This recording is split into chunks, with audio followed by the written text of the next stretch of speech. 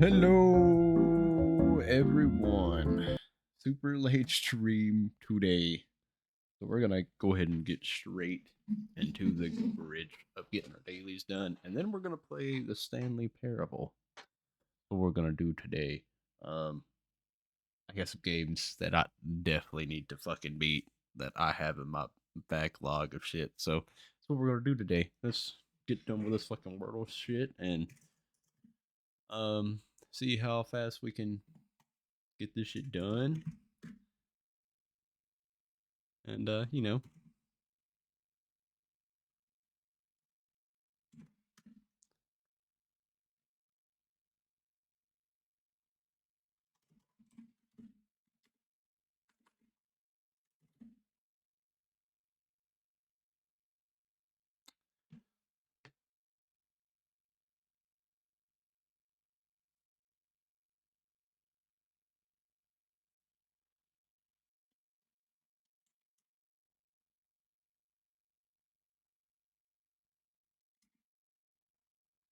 is Elvira one? Nope.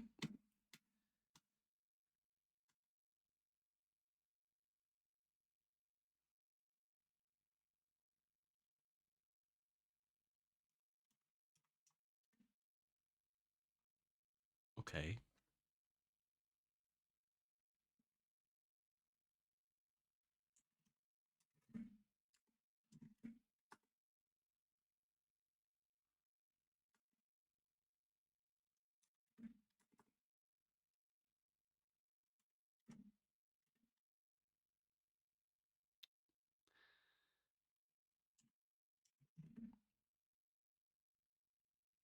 Pollock? What the fuck? Connections?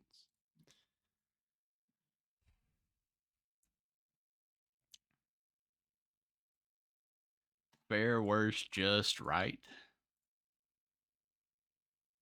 Okay. Just right. Bit. Nope. Proper. Best? One way. Okay, no. So it's fair? Okay. Worst.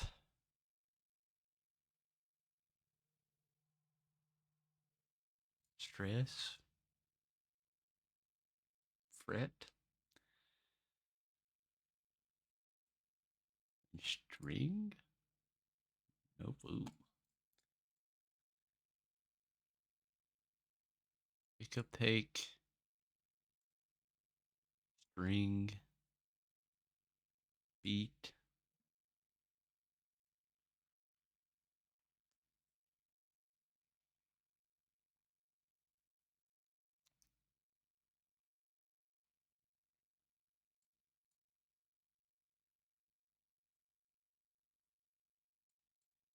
Oh, fret, rhythm, intonation, and pickup. Oh,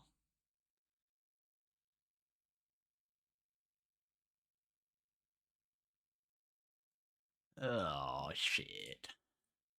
Time guesser.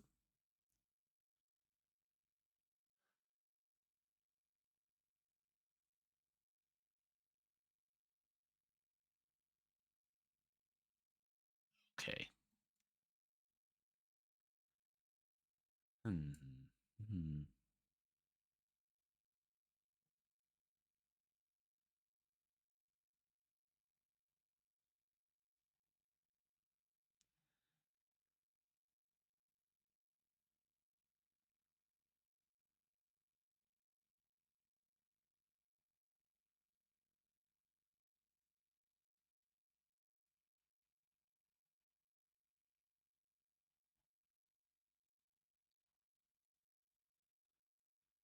I think it's like gonna be somewhere over here. Really.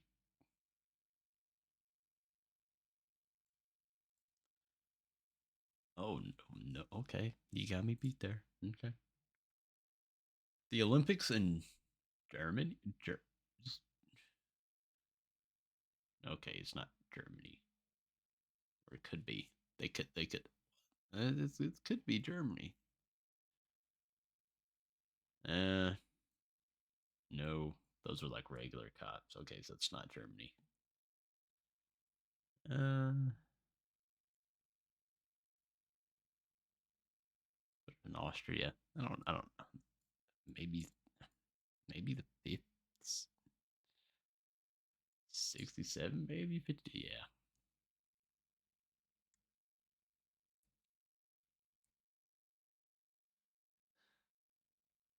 Schaefer.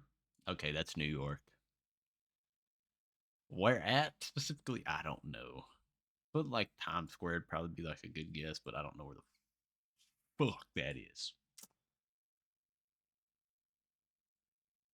Hmm.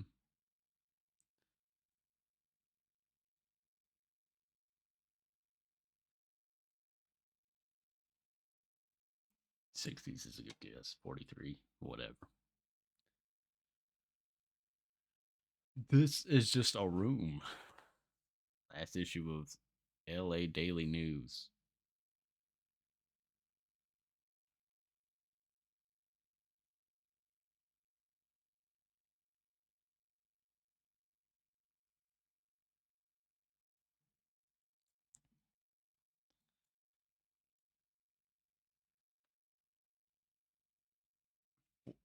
42. Okay, so 42.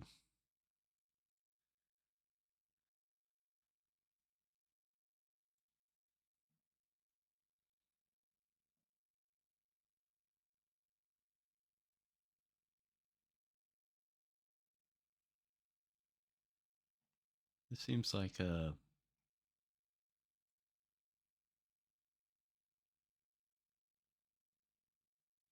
just catching Rome vibe from this hardcore.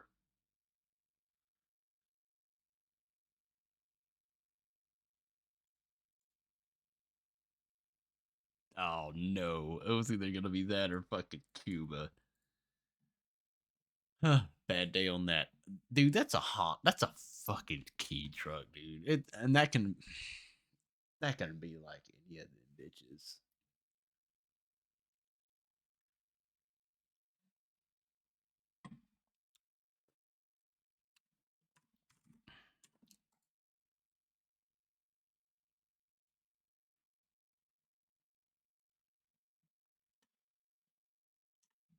We're gonna try the Honda, the Acti.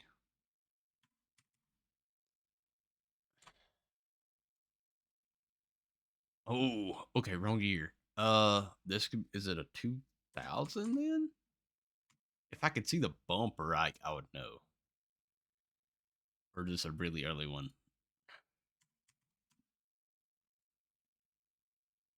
Oh lord, I think this is like a really newer one.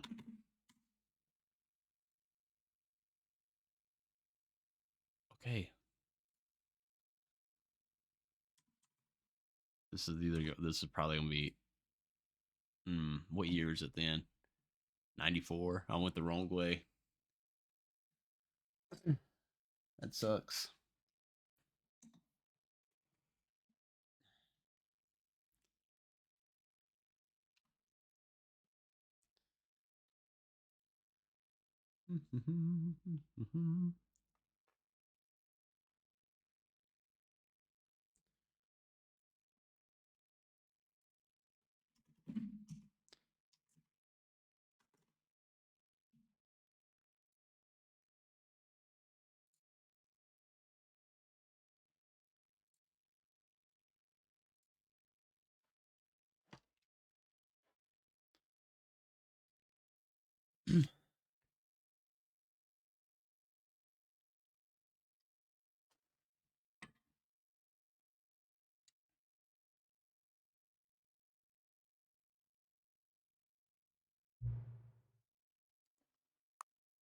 uh, yeah, English.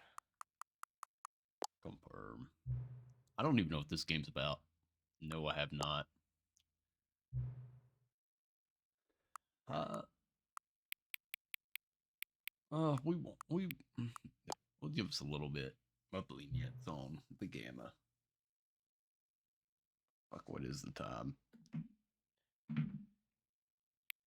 10.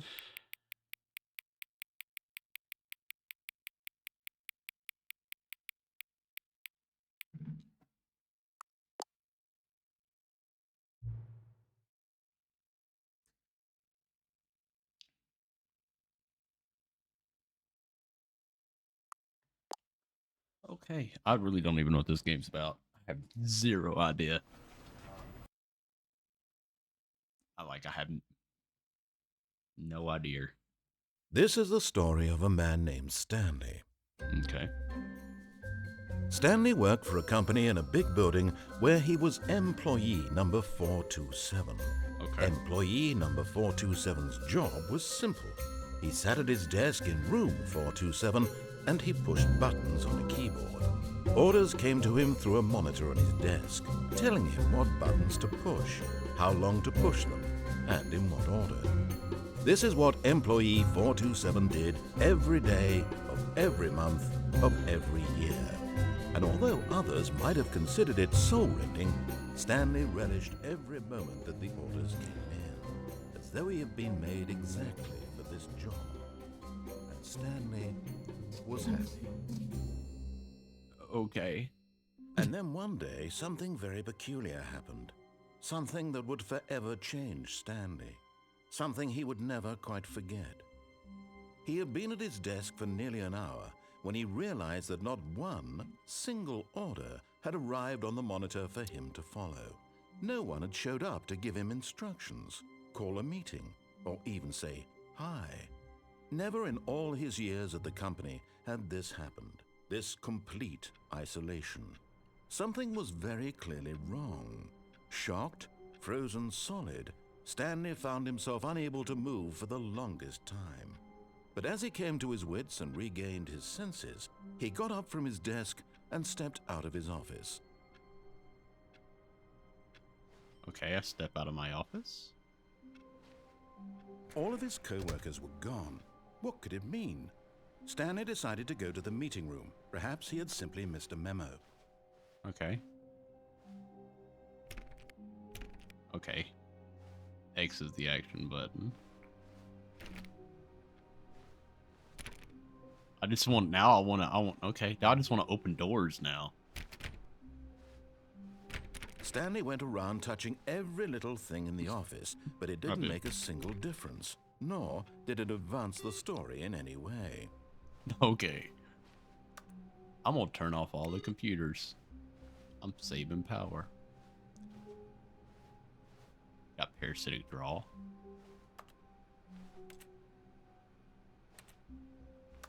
Okay. Okay, maybe let's just go to the meeting room like it told us to.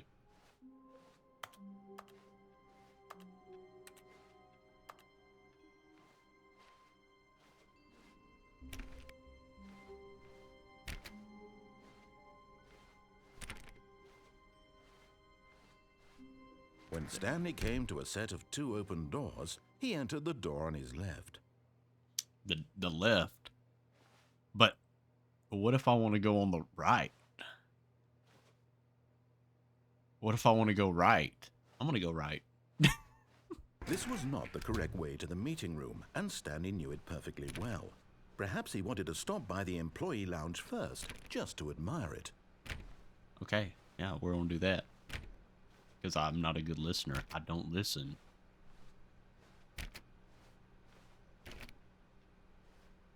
Okay, Yes, truly a room worth admiring.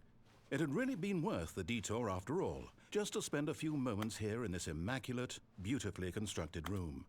Stanley simply stood here, drinking it all in. Okay.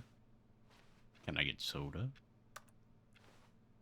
No, you don't spit out a soda can. Come on. Yes, really, really worth it being. But eager to get back to business, Stanley took the first open door on his left.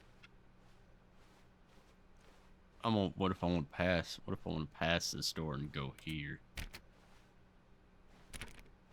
Probably making this game probably 10 times longer. Just like, what if I go to this? Stanley was so bad at following directions, it's incredible he wasn't 5 years ago.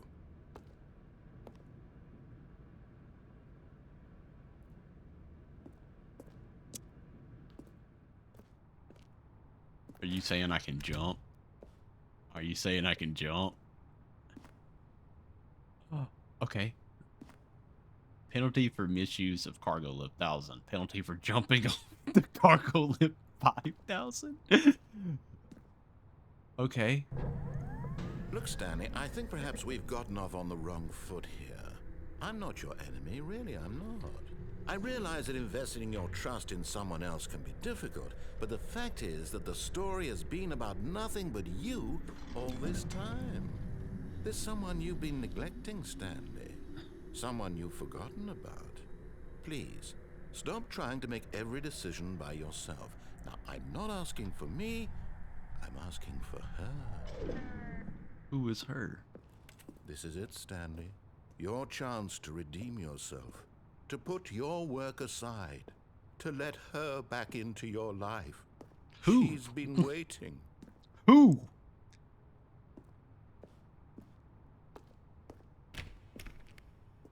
I don't want to go through this door. What if I want to jump? Oh, wait a minute. Oh.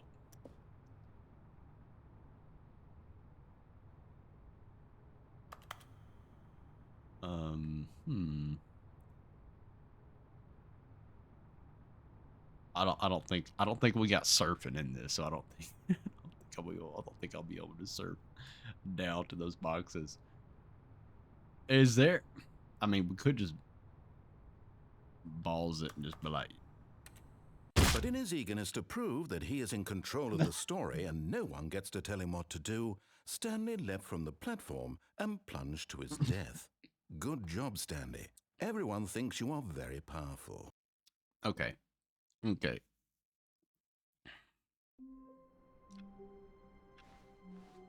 Okay, now we're back here. Co-workers were gone. What could it mean? Stanley decided to go to the meeting room. Perhaps he had simply missed a memo. No, we're going our own way here. We're going right, and we're going to jump onto that platform. This was not the correct way to the meeting room, and Stanley knew it perfectly well. Perhaps he wanted to stop by the employee lounge first, just to admire it. Just because I'm hard-headed. Wow. We're going to do this. Yes, this room. But eager to get back to business, Stanley took the first open door on his The weird left. crouch button. A left button. That's weird. Okay. Stanley was so bad at following directions, it's incredible he wasn't fired years ago. Okay, so that door's open. Look, Stanley, I think perhaps we've gotten off on the wrong foot here. I'm not your enemy, really, I'm not. Okay, I so realize that investing this your one go trust up. in I'm someone gonna hit else this can one be right here. difficult, but the fact is that the story has been about nothing but you all this time. There's someone we're you've gonna hit been this right here. neglecting, Stanley. Someone... What? Okay. Really?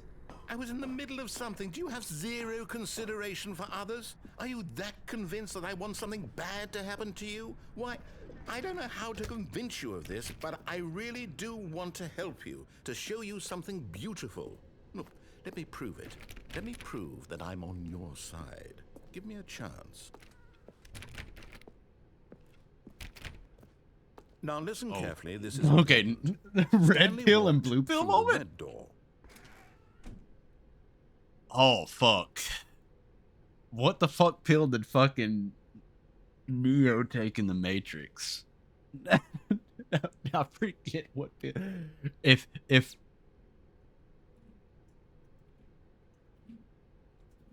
was it the red pill?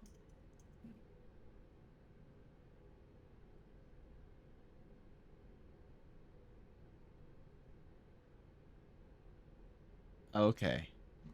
We'll go the red door. We will. He did take the red pill, so we'll go red. Oh, thank God you are willing to listen to me.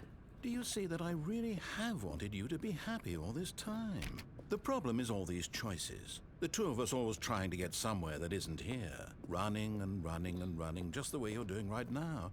Don't you see that it's killing us, Stanley? I wanted to stop. We would both be so much happier if we just stopped. And I think I have a solution. Here, let me show you. Okay. The darkness. What do we want? What are we looking for? Here. Yes. Oh, it's beautiful, isn't it? If we just stay right here, right in this moment with this place, Stanley, I think I feel happy. I No. actually feel happy. Okay, that's good for you, but what the fuck does this have to do with it?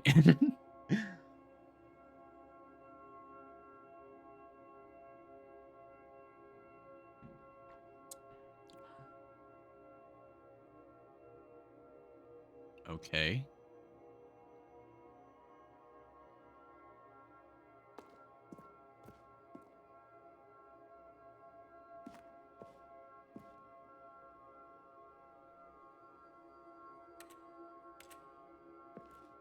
What if I walk? Oh, you can't. Okay. Then we go back. Do we go back? No, Okay. wait. Where are you going? This way. Oh, no. Stay away from those stairs. If you hurt yourself, if you die, the game will reset. We'll lose all of this. That's okay. I want to go up the Please, stairs. no, Stanley, let me stay here. Don't take this from me.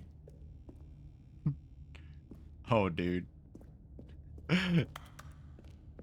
Oh, okay. So what if I go back? Or is he lying? Is this a lie? Is this a facade? What if I go back through here? Go back up. Good, good. We can't be too safe. Promise me you won't go back there. Just stay here. Nah, bro, we ain't staying here. No. What do we talk about? You're risking everything we achieved here. Okay. You yeah, heard me we're before, jumping didn't off. you? You will die. What about this isn't getting through to you? We're gonna jump off. We're jumping. Sorry. Another. Please, Stanley. No! Oh, thank God you lived. You had me worried there for a moment. Now, Okay. can we please get back to the other room? No. No, what are you doing, Stanley?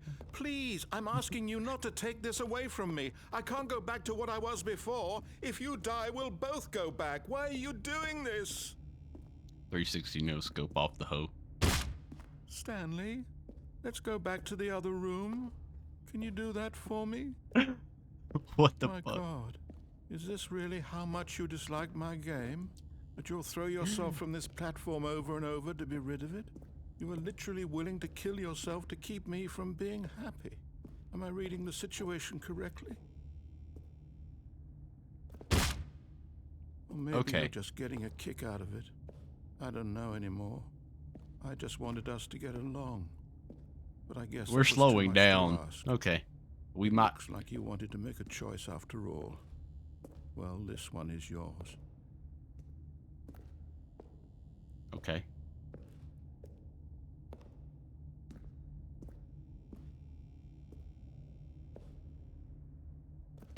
Is it over? It's going to restart, isn't it? I'm going back. What the fuck?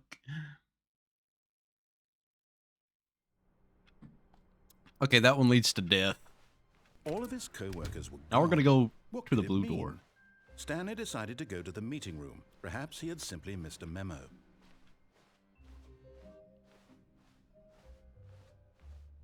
When Stanley came to a set of 2 open doors, this was not the correct way to the meeting room, and Stanley knew it perfectly well. Perhaps he wanted to stop by the employee lounge first, just to admire it. The lounge was sublime, a work of art. What but eager to get back to business, Stanley took the first open door on his left.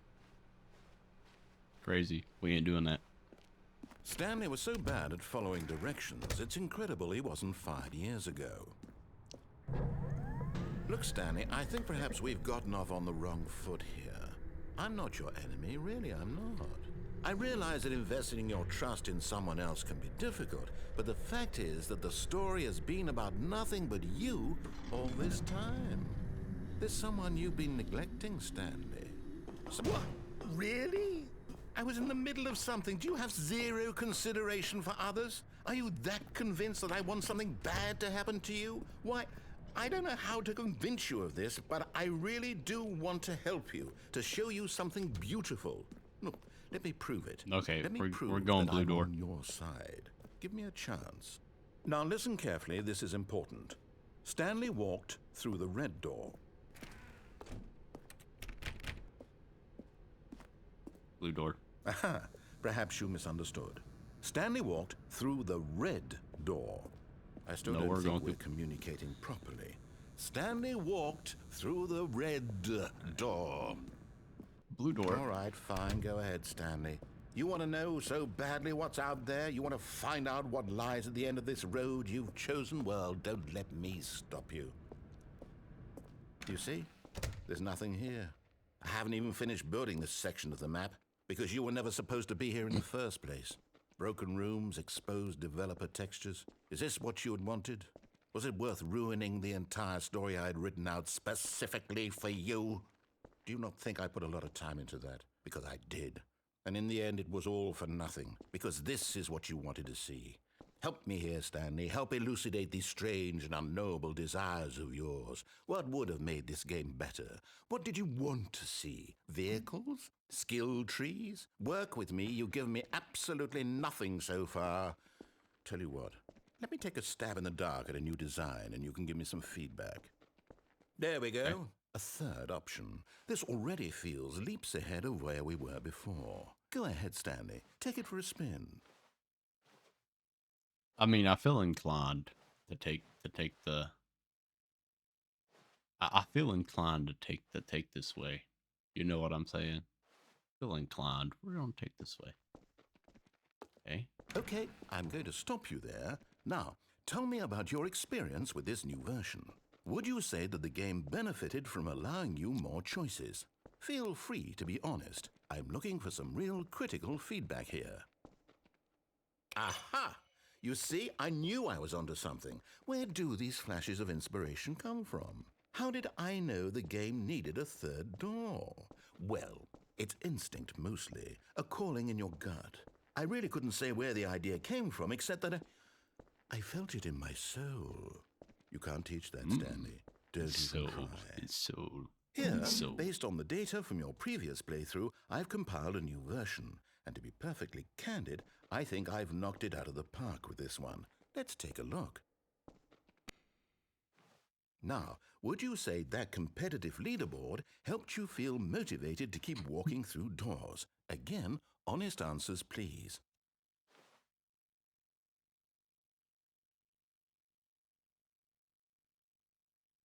Oh, okay. You don't have to. You don't have to call me out like that.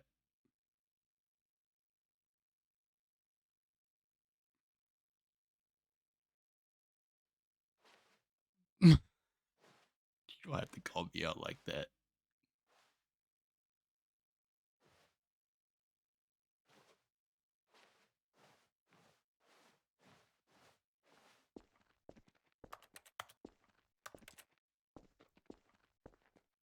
Oh, you got me. You done got me here.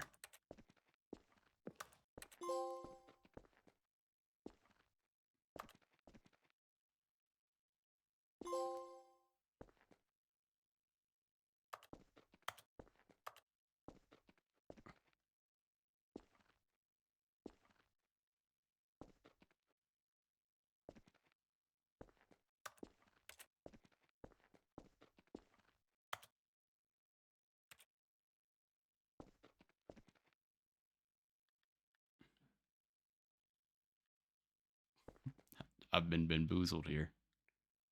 I think I've been bamboozled. I think I've been bamboozled here.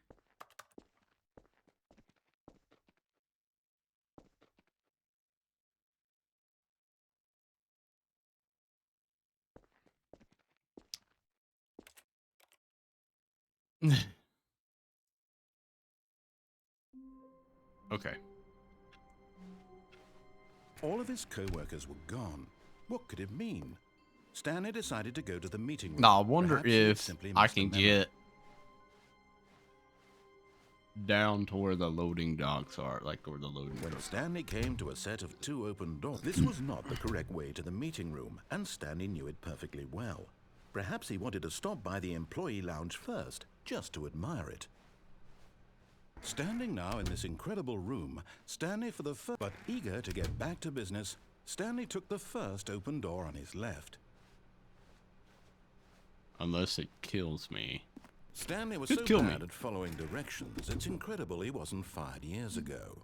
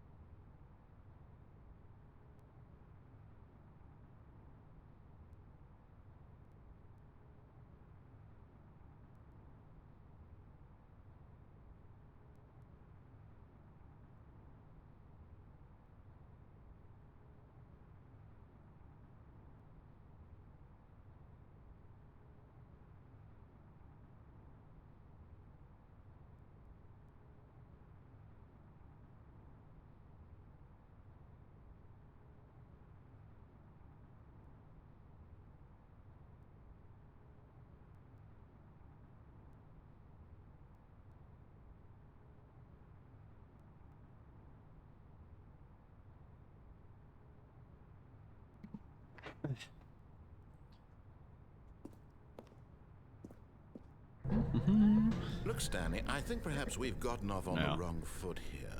I'm not your enemy, really, I'm not. But in his eagerness to Oh prove that he is no, in the control of the box story doesn't and save no you. one gets to tell him what to do, Stanley leapt from the Okay. platform and plunged to his death. Good job, Stanley. Everyone thinks you are very powerful.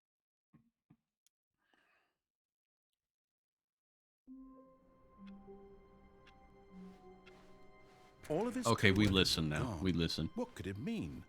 Stanley decided to go to the meeting room. Perhaps he had simply missed a memo. We listen. We listen. I think we listen. We listen. When Stanley came to a set of 2 open doors, he entered the door on his left. Okay. Meeting room. Yet there was not a single person here either. Feeling a wave of disbelief, Stanley decided to go up to his boss's office, hoping he might find an answer there. Broom closet. Go up. Okay. Coming to a go. staircase, Stanley walked upstairs to his boss's office. Ooh, fancy. Yes. Executive bathroom. Okay. Okay. This looks like the boss's office. Stepping into his manager's office, Stanley was once again stunned to discover not an indication of any human life. Shocked, unraveled, Stanley wondered in disbelief who orchestrated this, what dark secret was being held from him. What he could not have known was that the keypad behind the boss's desk guarded the terrible truth that his boss had been keeping from him. And so the boss had assigned it an extra secret PIN number, 2845. But of course, Stanley couldn't possibly have known this. Yet incredibly, by simply pushing random buttons on the keypad, Stanley happened to input the correct code by sheer luck. Amazing. He stepped into the newly opened passageway.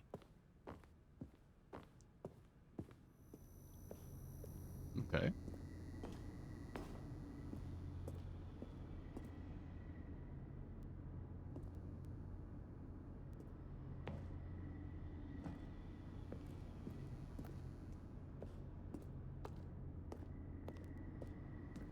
Assume you want me to go up. Or okay.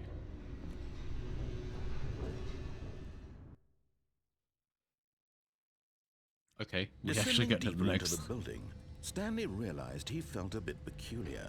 It was a stirring of emotion in his chest, as though he felt more free to think for himself, to question the nature of his job.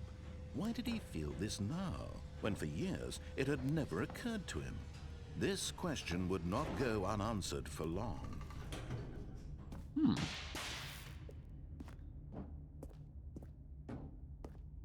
Stanley walked straight ahead through the Mind large control red facility? Mind control Escape? facility. Or I can escape. Oh. Although this passageway had the word escape written on it, the truth was that at the end of this hall, Stanley would meet his violent death. Okay, that's good. The door behind him was not shut. Stanley still had every opportunity to turn around and get back on track. At this point, Stanley was making a conscious, concerted effort to walk forward and willingly confront his death. Okay.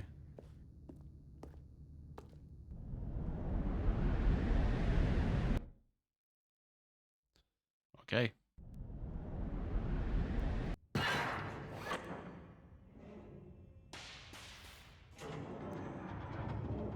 As the machine whirred into motion and Stanley was inched closer and closer to his demise, he reflected that his life had been of no consequence whatsoever.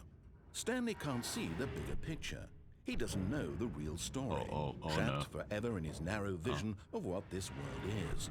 Perhaps his death was of no great loss, like plucking the eyeballs from a blind man. And so he resigned and willingly accepted this violent end to his brief and shallow life. Farewell, Stanley. Oh, I can't jump.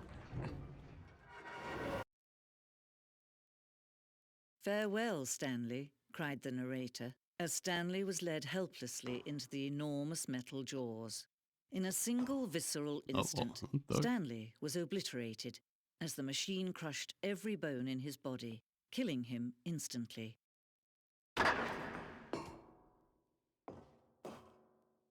Oh, okay. And yet it would be just a few minutes before Stanley would restart the game, back in his office, as alive as ever. What exactly did the narrator think he was going to accomplish? When every path you can walk has been created for you long in advance, death becomes meaningless, making life the same. Do you see now? Do you see that Stanley was already dead from the moment he hit start? Oh, okay.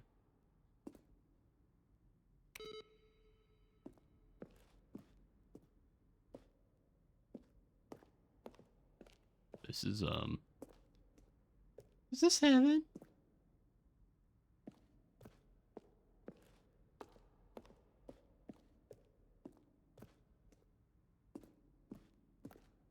Well, try the other one then.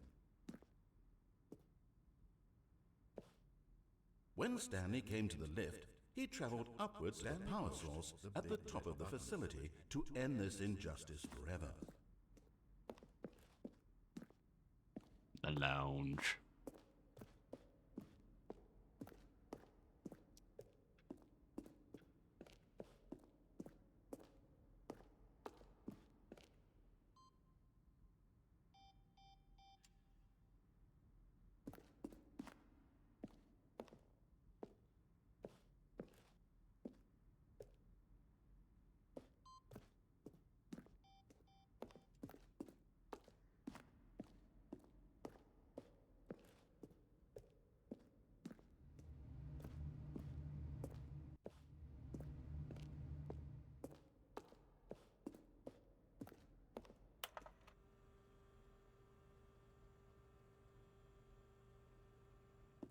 Oh, the Rock Martin. What? This is weird. I was listening to stream and he was in the same area, same exact place. Yeah, I just started. I have no idea what the fuck is going on. Except, I don't know. I feel like this game is like a Matrix or some shit. This is about the grasp I'm getting from this game.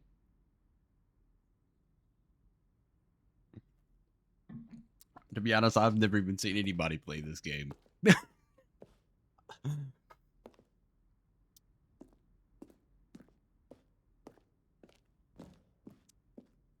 question is, how do I get out of here? Is this a hard... Do I have to reset? Is this a hard reset?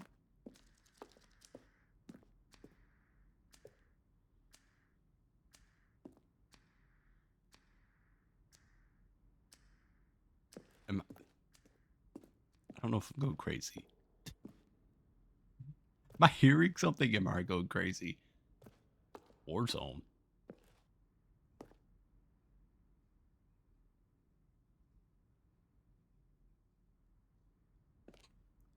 Okay.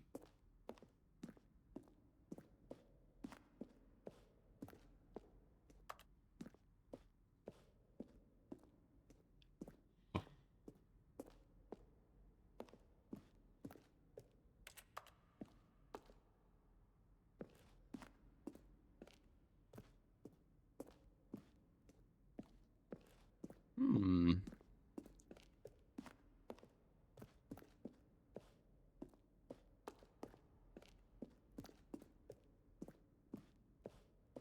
How to get out of here? Hmm.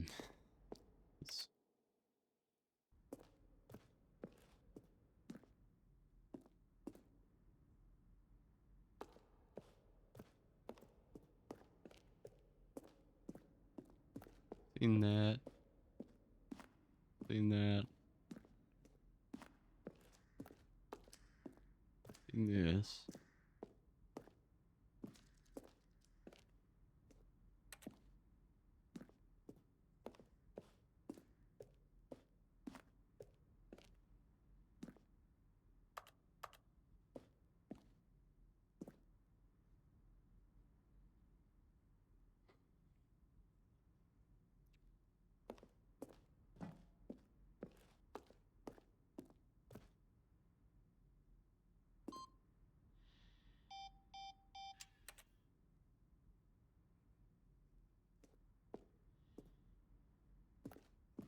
Hmm.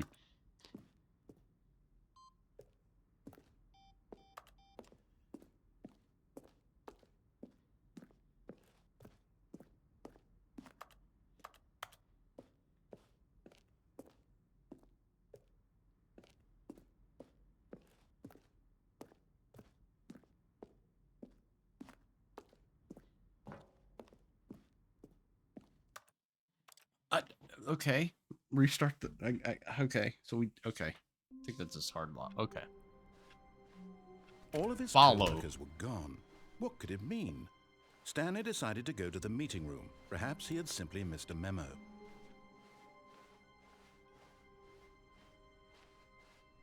When Stanley came to a set of 2 open doors, he entered the door on his left.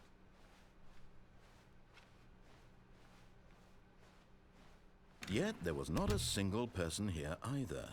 Feeling a wave of disbelief, Stanley decided to go up to his boss's. Coming to a staircase, Stanley walked upstairs to his boss's office.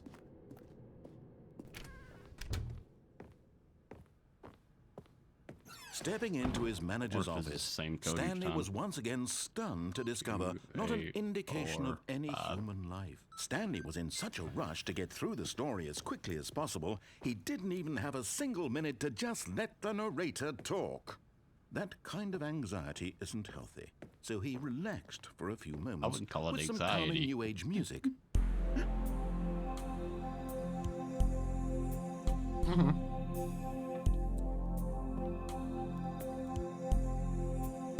I want to know what love is type shit. Feeling soothed and rejuvenated, Stanley calmly walked forward into the opened passageway. Okay.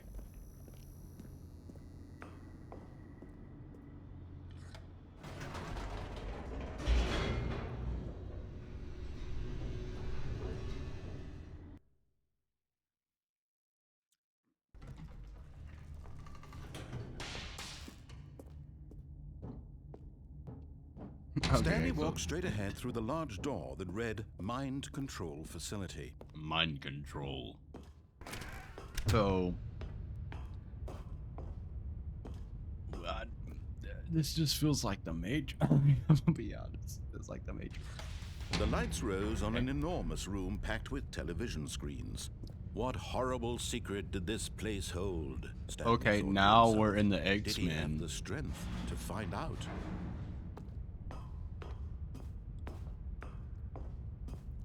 Yes, we do. Okay. Now the monitors jumped to life, their Fired. true nature revealed. Each bore the number of an employee in the building, Stanley's co-workers. Oh. The lives of so many individuals reduced to images on a screen, and Stanley, one of them, eternally monitored in this place where freedom meant nothing.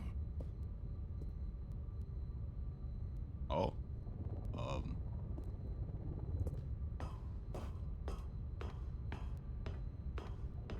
We're finding out about them. Okay. This mind control facility, it was too horrible to believe. It couldn't be true. Had Stanley really been under someone's control all this time? Was this the only reason he was happy with his boring job? That his emotions had been manipulated to accept it blindly?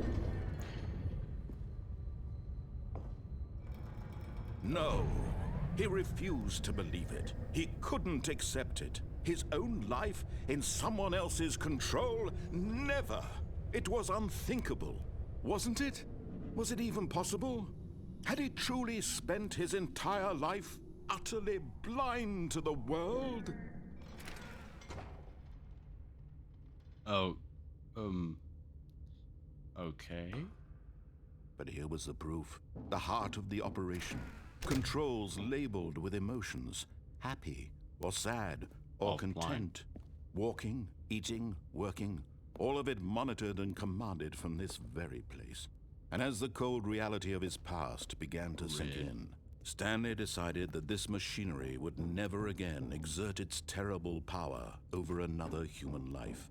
For he would dismantle the controls once and for all.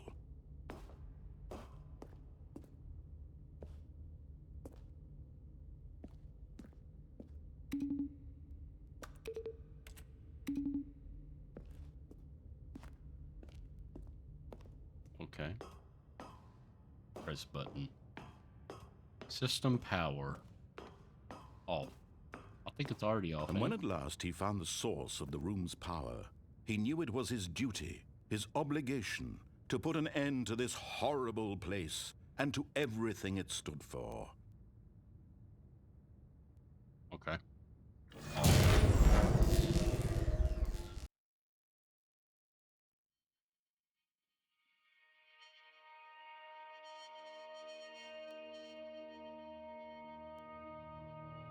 Blackness and a rising chill of uncertainty.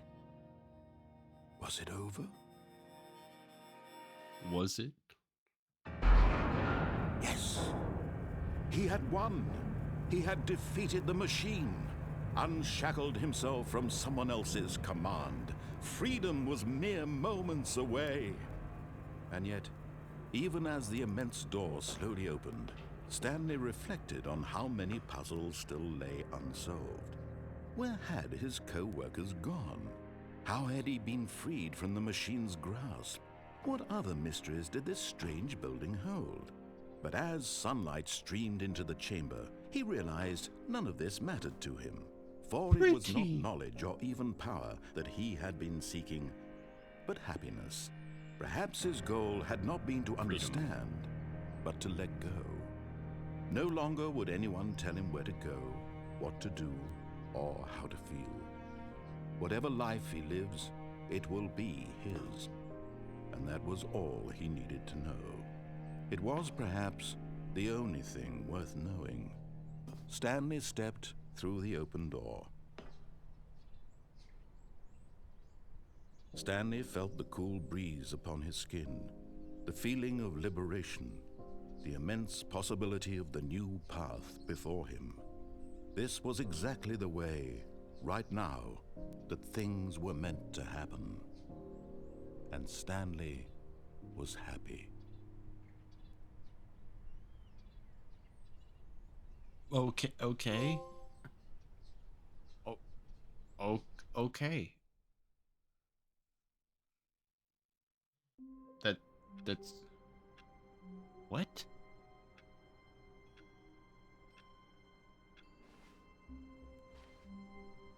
All of his co-workers were gone.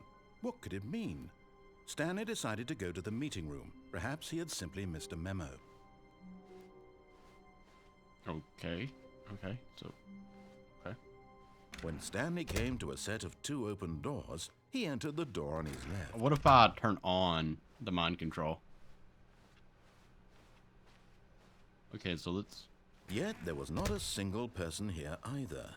Feeling a wave of disbelief, Stanley decided to go up to his boss's. Coming to a staircase, Stanley walked upstairs to his boss's office. Okay, I think we all know the drill by now. Blah, blah, blah. Dark secrets, the keypad. Stanley pushes some buttons. Oh, hey, look, it's a new passageway. Quelle surprise. So we haven't got the real ending. Like, that's an ending. Is there any other door here or anything? Okay. Still the elevator. Okay.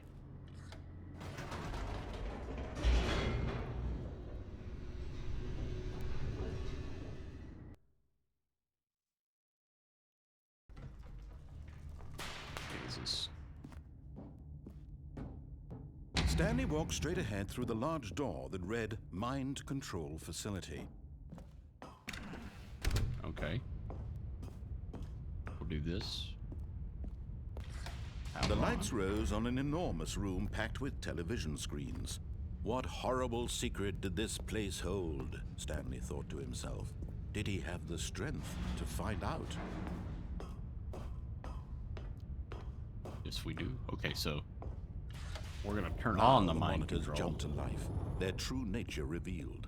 Each bore the number of an employee in the building, Stanley's co-workers. The lives of so many individuals reduced to images on a screen, and Stanley, one of them, eternally monitored in this place where freedom meant nothing.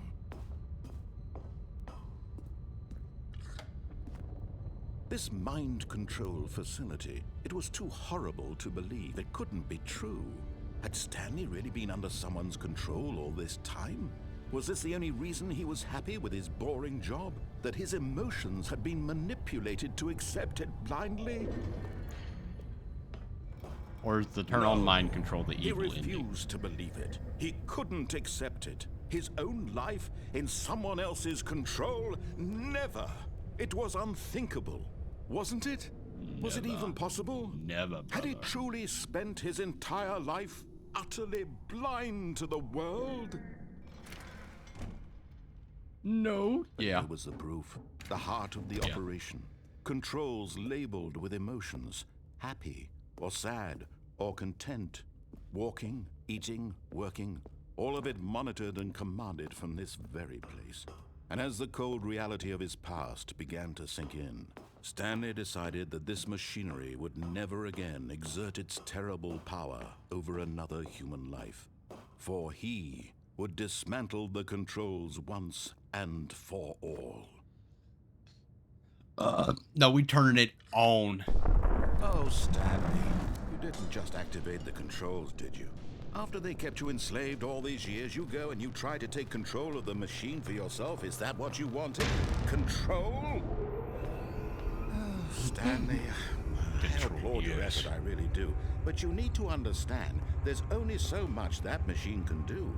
You were supposed to let it go, turn the controls off, and leave. If you want to throw my story off track, you're going to have to do much better than that. I'm afraid you don't have nearly the power you think you do. For example, and I believe you'll find this pertinent, Stanley suddenly realized he had just initiated the network's emergency detonation system. In the What? event that this machine is activated without proper DNA How identification, does that need nuclear detonation? is By a turning on explode, system power? eliminating What the entire fuck? complex. How long until detonation then? Let's say 2 minutes. Ah, now this is making things a little more fun, isn't it, Stanley?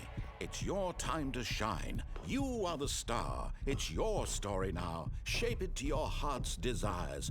Oh, this is much better than what I had in mind. What a shame we have so little time left to enjoy it. Mere moments until the bomb goes off. But what precious moments each one of them is. More time to talk about you, about me, where we're going. Okay. What all this means. I Okay. barely know where to start. What's that? You'd like to know where your co-workers are? A moment of solace before you're obliterated? All right, I'm in a good mood. You're gonna die anyway. I'll tell you exactly what happened to them. I erased them. I turned off the machine. I set you free. Of course, that was merely in this instance of the story. Sometimes when I tell it, I simply let you sit there in your office forever, pushing buttons endlessly and then dying alone. Other times, I let the office sink into the ground, swallowing everyone inside, or I let it burn to a crisp. I have to say this, though, this version of events has been rather amusing. Watching you try to make sense of everything and take back the control wrested away from you, it's quite rich. I almost hate to see Okay, it there's some shit go. here. Okay, I'm there's sure some shit whatever here. I Okay. come up with on the next go Okay. around will be even better. My goodness, only 34 seconds There's left. some But shit I'm here. enjoying this so much.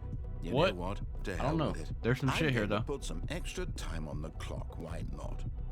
These are precious additional seconds, Stanley.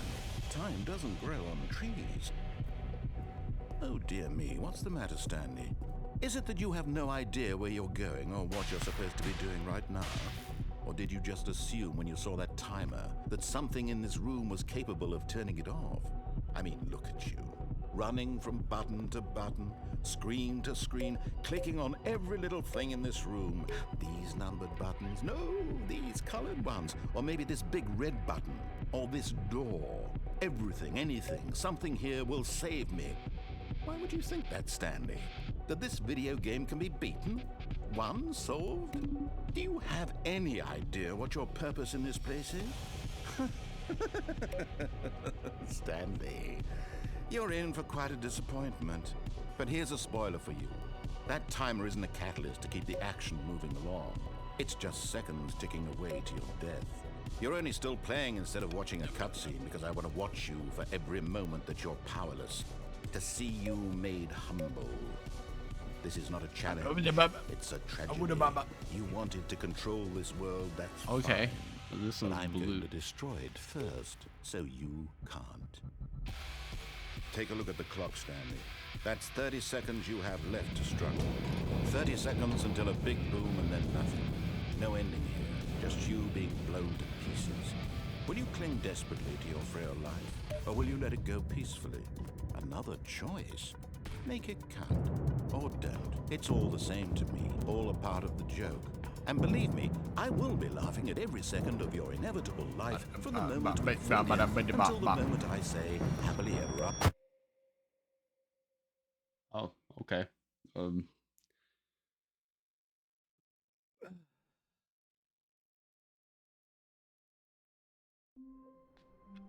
Oh, oh, oh. All of his co-workers were gone. What could it mean? Stanley decided to go to the meeting room. Perhaps he had simply missed a memo.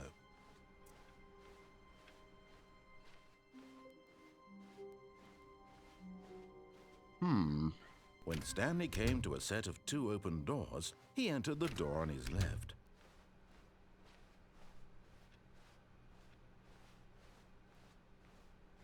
Yet there was not a single person wonder what here the, either.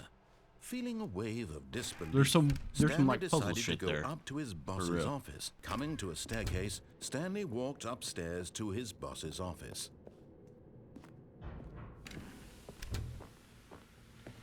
Oh yes, just Here's automatically. the door. Thank you, Just sir. go.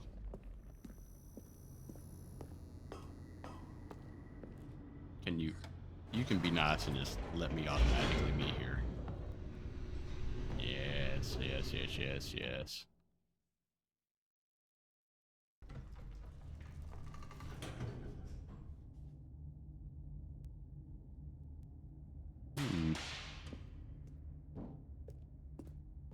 Stanley walked straight ahead through the large door that read Mind Control Facility.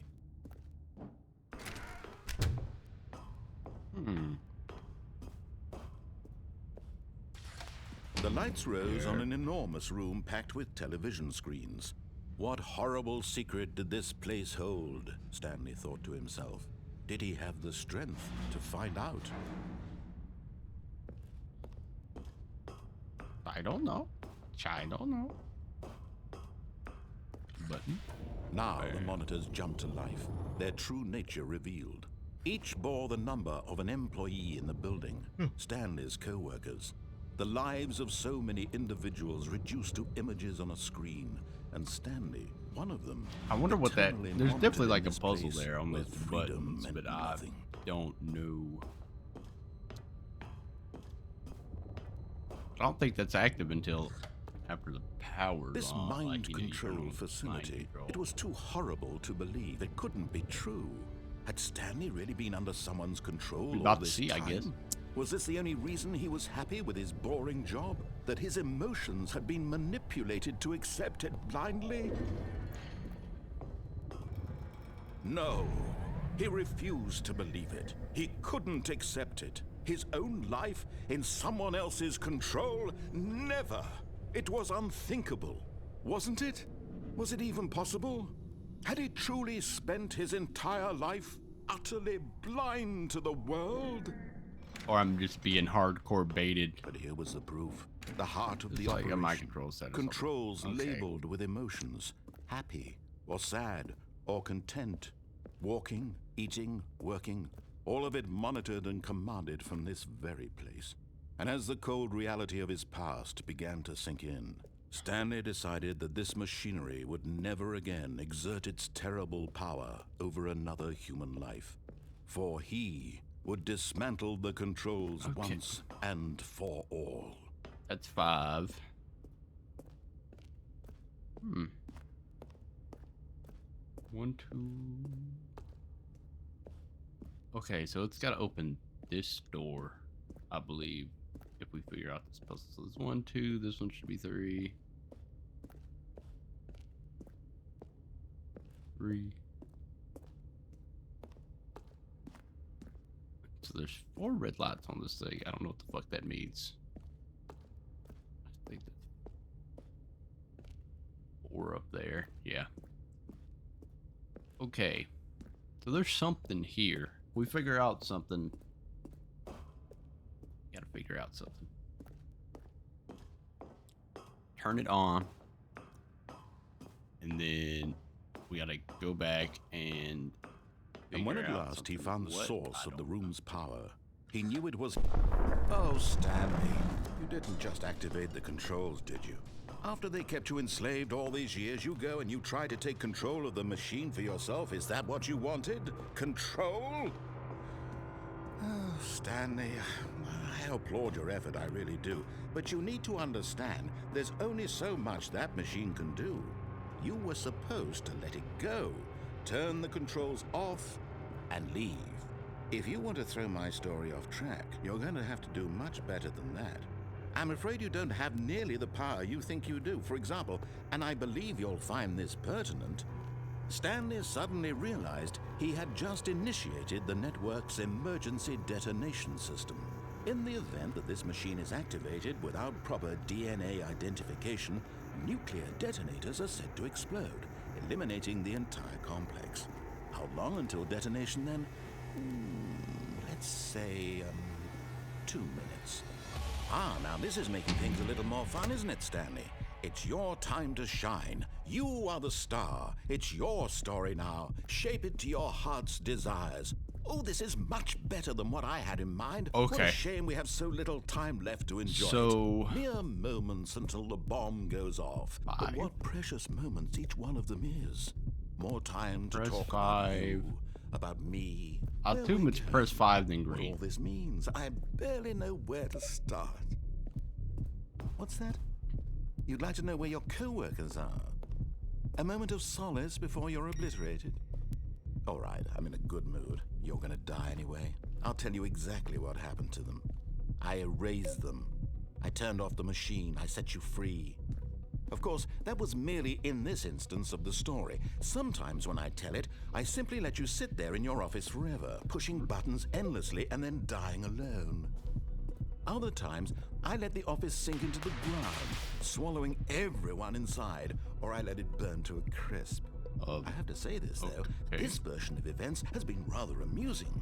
Watching you try to make sense of everything and take back the control wrested away from you, it's quite rich. I almost hate to see it go. But I'm sure whatever I come up with on the next go-around will be even better. My goodness, only 34 seconds left. But I'm enjoying this so much. You know what? To hell with it. I'm going to put some extra time on the clock. That door did why kick not? open. These are precious additional seconds, Stanley. Time doesn't grow on trees. Oh dear me, what's the matter, Stanley? Is it that you have no idea where you're going or what you're supposed to be doing right now? Or did you just assume when you saw that timer that something in this room was capable of turning it off? I mean, look at you. Running from button to button, screen to screen, clicking on every little thing in this room. These numbered buttons, no, these colored ones. Or maybe this big red button, or this door. Everything, anything, something here will save me. Why would you think that, Stanley? That this video game can be beaten? Won? Solved? Do you have any idea what your purpose in this place is? But you really believe there's an answer? How many times will you replay this bit, looking desperately for a solution? 10? 100? 1,000? I look forward to finding out and to watching the bomb go off each time you fail. Just you and me and the retching explosion of fire and metal over and over and over for all of eternity. And Stanley died again. And Stanley died again. And Stanley died again. Man. Take a look at the clock, Stanley. That's 30 seconds you have left to struggle. 30 seconds until a big boom and then nothing. No ending here, just you being blown to pieces. Will you cling desperately to your frail life, or will you let it go peacefully? Another choice. Make it count. Or death. It's all the same to me, all a part of the joke. And believe me, I will be laughing at every second of your inevitable life from the moment we fade in until the moment I say, happily ever after.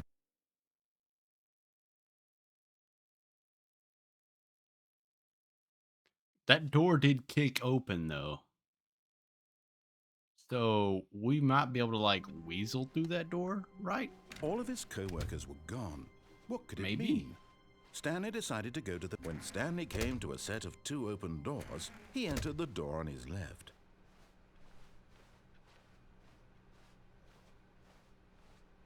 Yet there was not a single person here either. Feeling a wave of disbelief, Stanley decided to go up to his boss. Coming to a staircase, Stanley walked upstairs to his boss's office.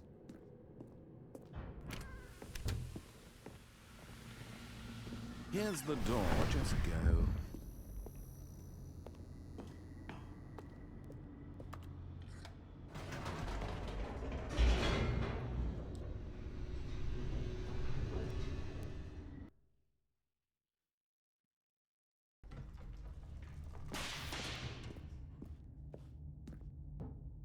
Stanley walked straight ahead through the large door that read Mind Control Facility. So that door kicked open for like a split second. We might weasel The through lights it. rose on an enormous room packed We with television do? screens. What horrible secret did this place hold? Stanley thought to himself. Did he have the strength to find out?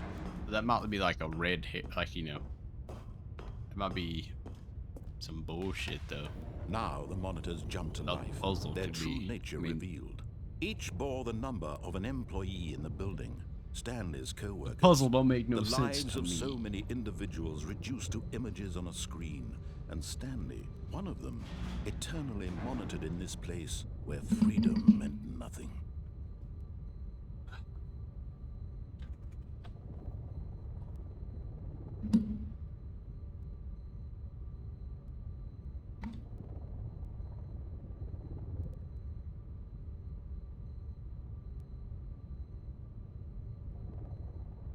Hmm.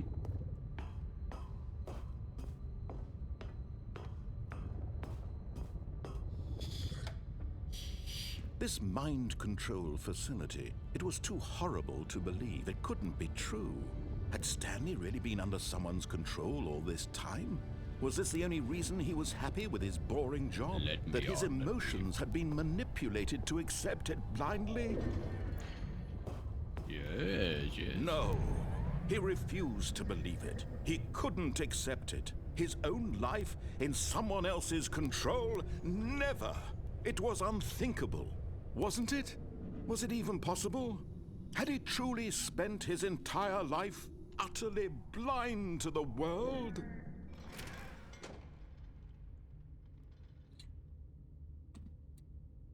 But here was the proof. Okay, so we go The come back heart of over here the to that operation. door, because that door Controls does kick labeled with open for emotions, like a happy minute or sad second. or We content, might be able to walking, eating, into that working, thing after all we of it turn monitored on and commanded from this very place. And as the cold reality of his past began to sink in, Stanley decided that this machinery would never again exert its terrible power over another human. Oh, Stanley, you didn't just activate the controls, did you? After they kept you enslaved all these years, you go and you try to take control of the machine for yourself. Is that what you wanted? Control? Oh, Stanley, I applaud your effort, I really do. But you need to understand, there's only so much that machine can do. You were supposed to let it go, turn the controls off, and leave. Gotta be locked in here. If you want to throw my story off track, you're going to have to do much better than that. I'm afraid you don't have nearly the power you think you do. For example, and I believe you'll find this pertinent, Stanley suddenly realized he had just initiated the network's emergency detonation system. In the event that this machine is activated without proper DNA identification, nuclear detonators are said to explode, eliminating the entire complex. How long until Nuclear detonation then? This is wild. Let's say, 2 minutes. Now this is making things a little more fun, isn't it, Stanley? It's your time to shine. You are the star. It's your story now. Shape it to your heart's desires. Oh, this is much better than what I had in mind. What a shame we have so little time left to enjoy it. Mere moments until the bomb goes off. But what precious moments each one of them is. More time to talk about you. The door didn't kick about him. me. Okay, what the where we're fuck? going. What all this means. I barely know where to start. What's that? You'd like to know where your co-workers are? A moment of solace before you're obliterated? All right, I'm in a good mood. You're gonna die anyway. I'll tell you exactly what happened to them. I erased them. I turned off the machine. I set you free. Of course, that was merely in this instance of the story. Sometimes when I tell it, I simply let you sit there in your office forever, pushing buttons endlessly and then dying alone. Other times, I let the office sink into the ground, swallowing everyone inside, or I let it burn to a crisp. I have to say this, though, this version of events has been rather amusing. Watching you try to make sense of everything and take back the control wrested away from you, it's quite rich. I almost hate to see it go. But I'm sure whatever I come up with on the next go-around will be even better. My goodness, only 34 seconds left. But I'm enjoying this so much. You know what? To hell with it. I'm going to put some extra time on the clock, why not? These are precious additional seconds, Stanley. Time doesn't grow on trees. Oh dear me, what's the matter, Stanley? Is it that you have no idea where you're going or what you're supposed to be doing right now? Or did you just assume when you saw that timer that something in this room was capable of turning it off? I mean, look at you. Running from button to button, screen to screen, clicking on every little thing in this room. These numbered buttons, no, these colored ones. Or maybe this big red button, or this door. Everything, anything, something here will save me. Why would you think that, Stanley? That this video game can be beaten? Won? Solved? Do you have any idea what your purpose in this place is? But you really believe there's an answer? How many times will you replay this bit, looking desperately for a solution? 10? 100? 1,000? I look forward to finding out and to watching the bomb go off each time you fail. Just you and me in the retching explosion of fire and metal over and over and over for all of eternity. And Stanley died again. And Stanley died again. And Stanley died again. Oh, you're a booger. Take a look at the clock, Stanley. That's 30 seconds you have left to struggle. 30 seconds until a big boom and then nothing. No ending here, just you being blown to pieces. Will you cling desperately to your frail life, or will you let it go peacefully? Another choice. Make it count, or don't. It's all the same to me, all a part of the joke. And believe me, I will be laughing at every second of your inevitable life from the moment we fade in until the moment I say, happily ever after.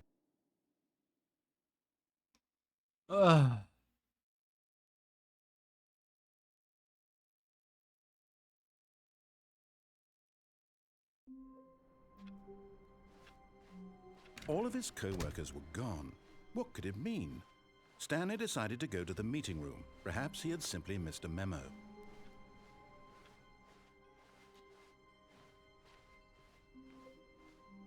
When Stanley came to a set of 2 open doors, he entered the door on his left.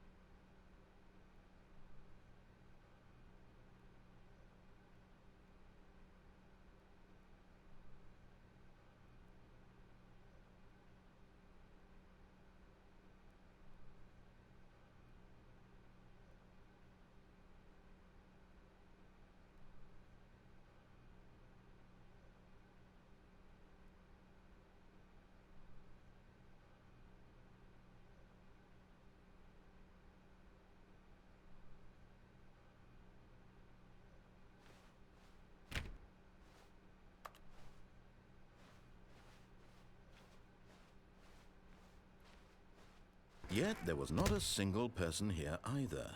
Feeling a wave of disbelief, Stanley decided to go up to his boss's office, hoping he might find an answer there.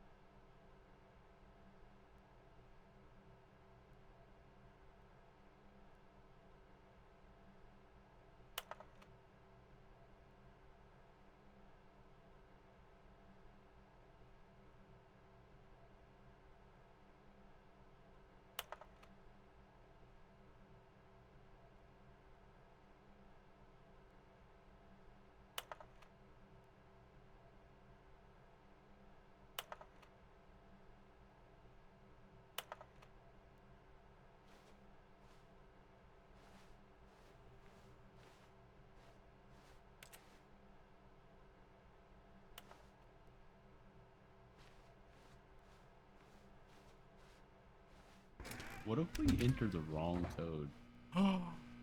Stanley stepped into the broom closet, but there was nothing here, so he turned around and got back on track.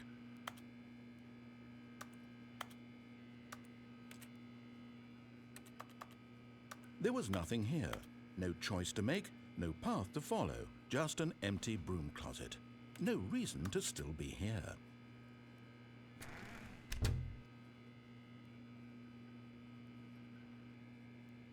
It was baffling that Stanley was still just sitting in the broom closet. He wasn't even doing anything. At least if there was something to interact with, he'd be justified in some way. As it is, he's literally just standing there doing sweet FA.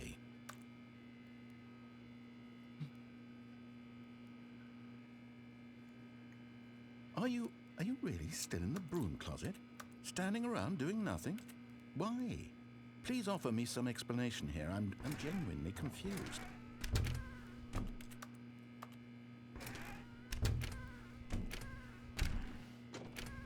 You do realize there's no choice or anything in here, right? If I'd said Stanley walked past We haven't coming went to a down staircase, Stanley walked upstairs to his boss's office. Evil Peter room.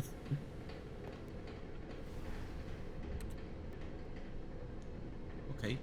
Cool drawing. Is that a cat or a dog on a motorcycle? Something. Alien. Okay. Is this the how we get to But the Stanley just couldn't do it. He considered the possibility of facing his boss, admitting he had left his post during work hours. He might be fired for that. And in such a competitive economy, why had he taken that risk? All because he believed everyone had vanished? His boss would think he was crazy. And then something occurred to Stanley. Maybe, he thought to himself, maybe I am crazy. All of my co-workers blinking mysteriously out of existence in a single moment for no reason at all? None of it made any logical sense. And as Stanley pondered this, he began to make other strange observations. For example, why couldn't he see his feet when he looked down? Why did doors close automatically behind him wherever he went? And for that matter, these rooms were starting to look pretty familiar. Were they simply repeating? No, Stanley said to himself, this is all too strange. This can't be real. And at last, he came to the conclusion that had been on the tip of his tongue. He just hadn't found the words for it. I'm dreaming, he yelled. This is all a dream. Oh, what a relief Stanley felt to have finally found an answer, an explanation. His co-workers weren't actually gone. He wasn't going to lose his job. He wasn't crazy after all. And he thought to himself, I suppose I'll wake up soon. I'll have to go back to my boring real-life job pushing buttons. I may as well enjoy this while I'm still lucid. So, he imagined himself flying and began to gently float above the ground.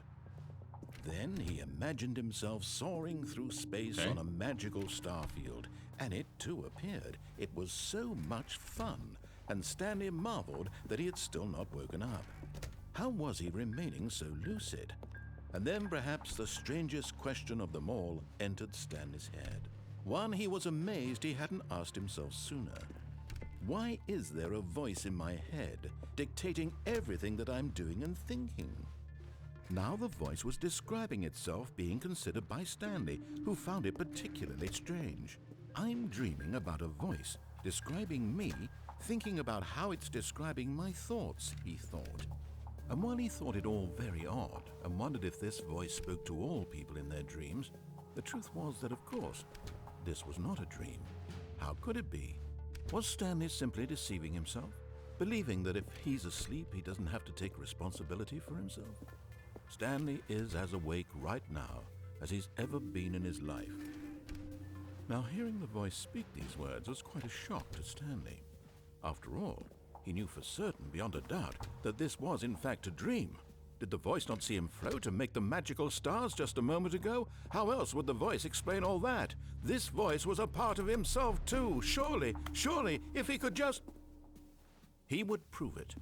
He would prove that he was in control, that this was a dream. So he closed his eyes gently, and he invited himself to wake up. He felt the cool weight of the blanket on his skin, the press of the mattress on his back, the fresh air of a world outside this one.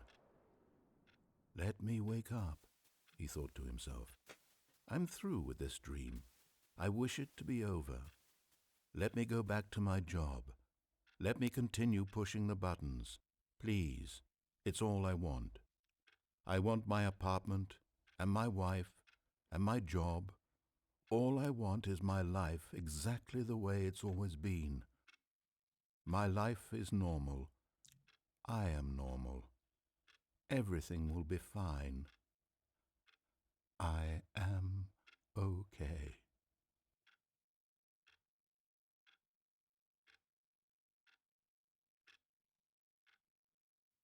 Stanley began screaming. Please, someone, wake me up. My name is Stanley. I have a boss. I have an office. I am real. Please, just someone tell me I am real. I must be real. I must be. Can anyone hear my voice? Who am I? Who am I? And everything went black.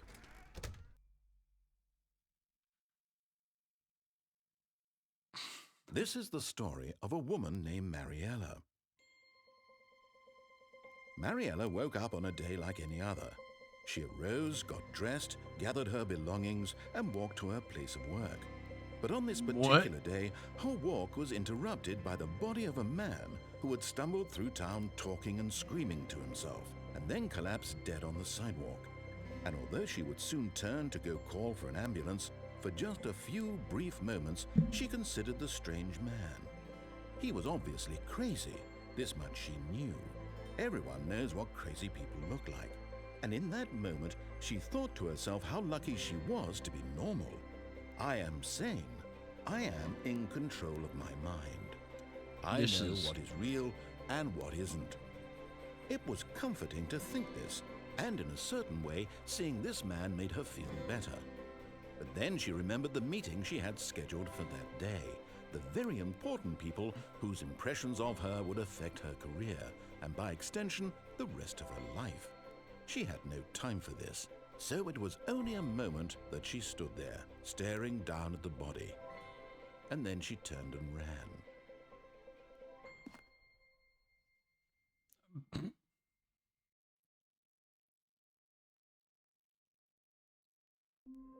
Okay. All of his co-workers were gone. What could it mean? Stanley decided to go to the meeting room. Perhaps he had simply missed a memo.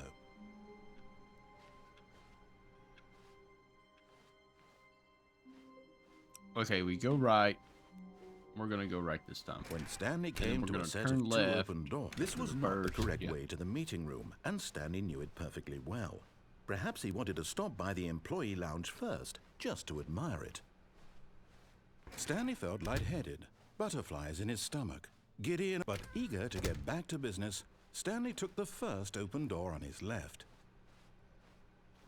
And so he detoured through the maintenance section, walked straight ahead to the opposite door, and got back on track.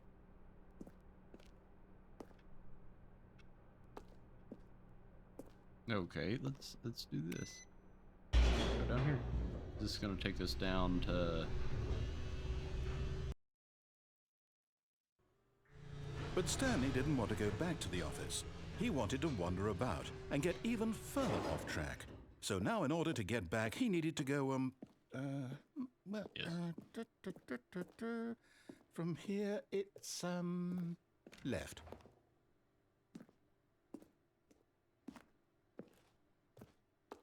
What about all these other doors, though? You will not give me... Okay. Oh, no. No, it's to the right. My mistake. Oh, okay. Okay. No, not the Okay. right. My bad. Why would I have ever said it was to the right? What was I thinking? It's clearly... Oh, dear. Would you hold on for a minute, please? Now, let's see. We went down right, left, down, left, right. Yep. Okay, yes. I've got it now. This story is absolutely, definitely this way. Oh, okay. Okay.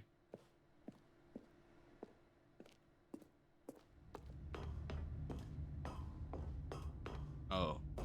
No.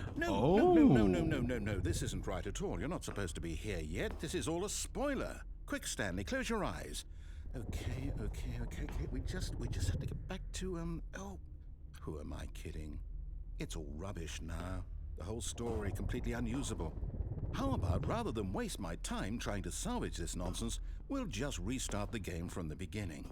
And this time, suppose we don't wander so far off track, Okay, from the top.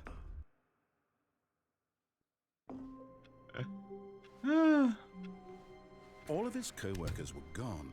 What could it mean? Stanley decided to go to the meeting room. Perhaps he had simply missed a memo.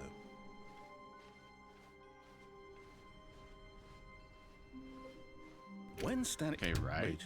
Wait, what? No. No, I restarted. I swear I definitely restarted the game over, completely fresh. Everything should be... Oh, did something change? Stanley, did you change anything when we were back in that room with all the monitors? Did you move the story somewhere or... Hold on. Why am I asking you? I'm the one who wrote the story. It was right here just a minute ago. I know for sure that it's here somewhere. Okay, then. It's an adventure. Come, Stanley. Let's find the story.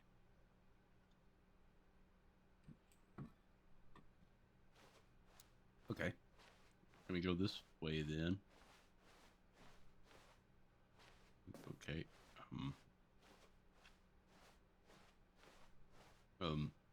Okay.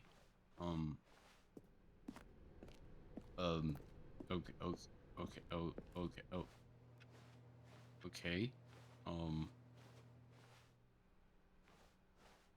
I'll say it. This is the worst adventure I've ever been on. I can promise you there definitely was a story here before. Do we need to restart the game again? Well, I find it unlikely that we'll ever progress by starting over and over again, but it's got to be better than this. Okay, let's give it a shot. Why not? Huh? All of his co-workers were gone. What could it mean? Stanley decided to go to the meeting room. Perhaps he had simply missed a memo.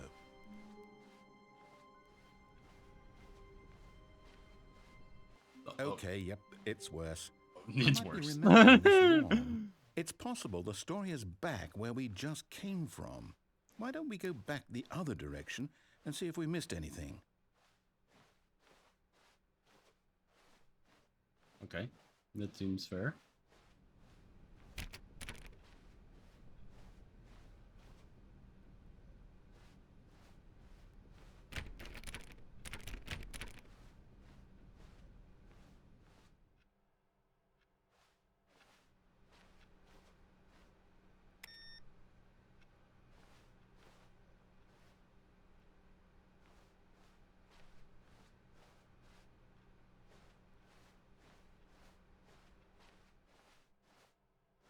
Aha! I knew we'd miss something. The story.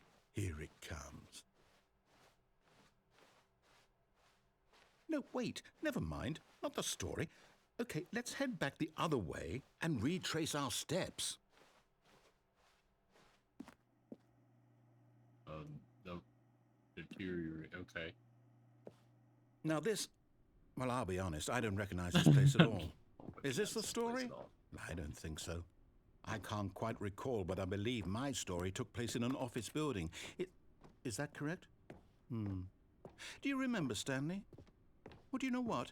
Since I've completely forgotten what we were supposed to be doing, how about this? You win! Congratulations! I know you put in a lot of hard work, and it really paid off, so good job. Oh, no. No, I don't feel right about this at all. We both know you didn't put in any actual work for that win. Some people win fair and square, and this was not one of those situations. Okay, I'm getting weirded out by whatever this place is. I don't care what might happen this time. I have to restart. All right, This I've got a solution. adventure This line. time, to Okay, make sure we don't get lost, We're I've on the employed the canon help line. of the Stanley Parable adventure line. Just follow the line. How simple is that? You see, the line knows where the story is. It's over in this direction. Onward, Stanley, to destiny. Though, here's a thought. Wouldn't wherever we end up be our destination, even if there's no story there? Or to put it another way, is the story of no destination still a story? Simply by the act of moving forward, are we implying a journey such that a destination is inevitably conjured into being via the very manifestation of the nature of life itself? Whoa. Hang on. That got a bit weird back there. Well, I'd like to apologize. Not sure where I was going with all that. You know what? I think what we need right now is a bit of music to lighten the mood.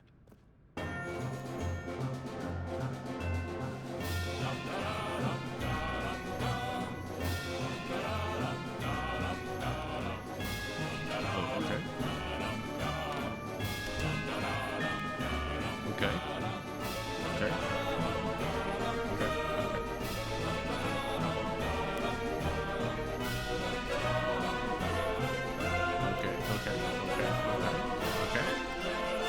Wait, cut the music. Go back and look at that fern.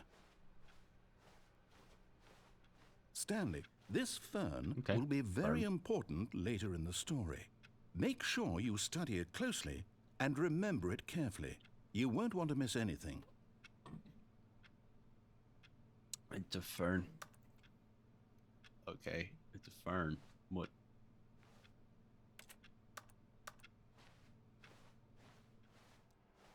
Okay, it's a fern. It's a fern. Okay.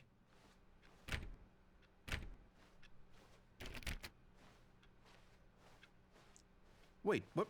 We're back at the office? No. Line, you do know we're looking for the Stanley Parable, right? The story? Is any of this ringing a bell?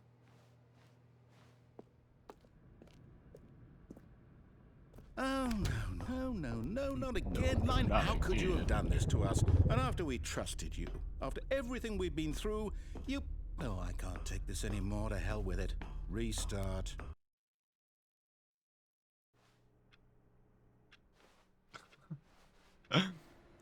You know what, Stanley? I say forget the adventure line. What's it ever done for us? We're intelligent people, right? Why can't we make up our own story? Something exciting, daring, mysterious. Oh, this all sounds perfectly doable. Why don't we simply start wandering in, well, I don't know. How about this direction?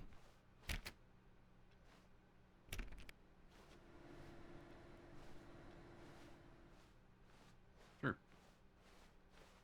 Now, Wonder. yes, this is exciting. Wonder. Just me and Stanley forging a new path, a new story. Well, it could be anything.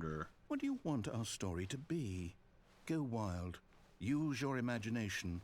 Whatever it might be, Stanley, I'm ready for it. Oh, no, not you again. Stanley, I'd also like to veto the line from having any role in our awesome new story. No lines or monitor rooms. Just don't acknowledge it, and we should be fine.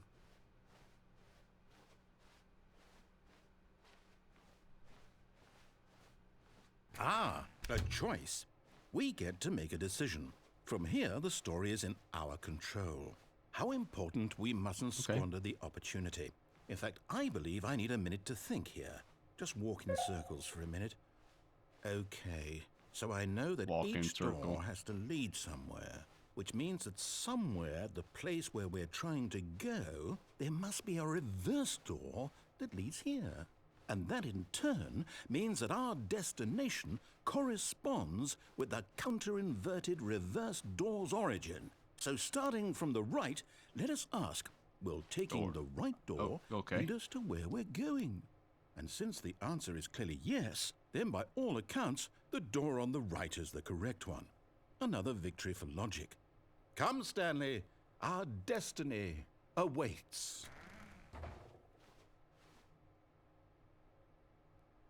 The confusing ending. Oh, hold up, what's this? The confusion ending. You're telling me that's what this is? It's all one giant ending? And we're supposed to restart the game, what, eight times? That's really how all this goes? It's all determined? So now, according to the schedule, I restart again. Then what? Am I just supposed to forget? Well, what if I don't want to forget? My mind goes blank simply because it's written here on this thing, wall. Well, who consulted me? Why don't I get to decide? Why don't I get a say in all of this? Is it really? No, it can't be. I don't want it to be. I don't want the game to keep restarting. I don't want to forget what's going on. I don't want to be trapped like this. I won't restart the game. I won't do it. I won't do it. I won't do it. And the timer stopped? Does that mean, did we do it? Did we break the cycle? The, whatever it is that made this schedule? How would we even know? Will someone come for us? Will something happen? So, okay. I guess now we just wait, you know. I suppose in some way that this is a kind of story, wouldn't you agree? I'm not quite sure if we're in the destination or the journey, though they're always saying that life is about the journey and not the destination, so I hope that's where we are right now. We'll find out, won't we? Eventually. Well, in the meantime, if you...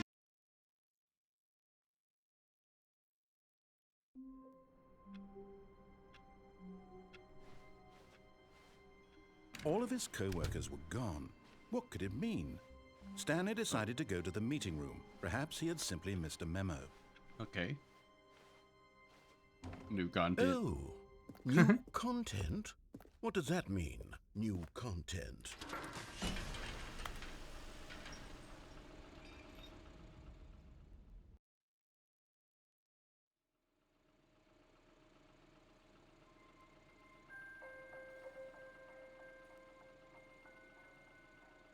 Hello, and thank you for playing The Stanley Parable Ultra Deluxe.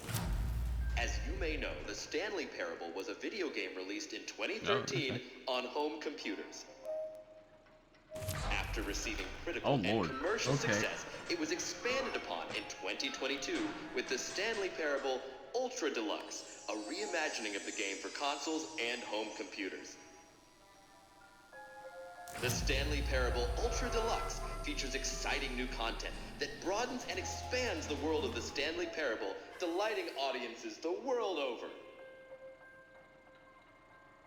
Please, step inside and see what thrilling new adventures await in The Stanley Parable Ultra Deluxe.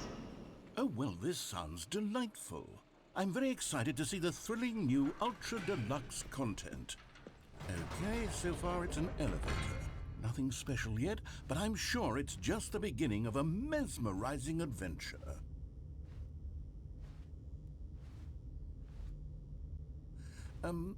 Is it broken? What's going on here? Should we be moving somewhere or... Oh, there we go. All right, finally, at long last, it's on to the new content. I've never been more ready. Let's do it. Oh, okay. I have to say, initial impressions of Stanley Parable Ultra Deluxe, mostly tedious. It's as if, oh, Okay, let's see the content. Give me the content, Stanley. Jumps remaining. All right, let's see. It's the jump Okay. circle. I mean, I gotta use the ball of it. I mean, come on.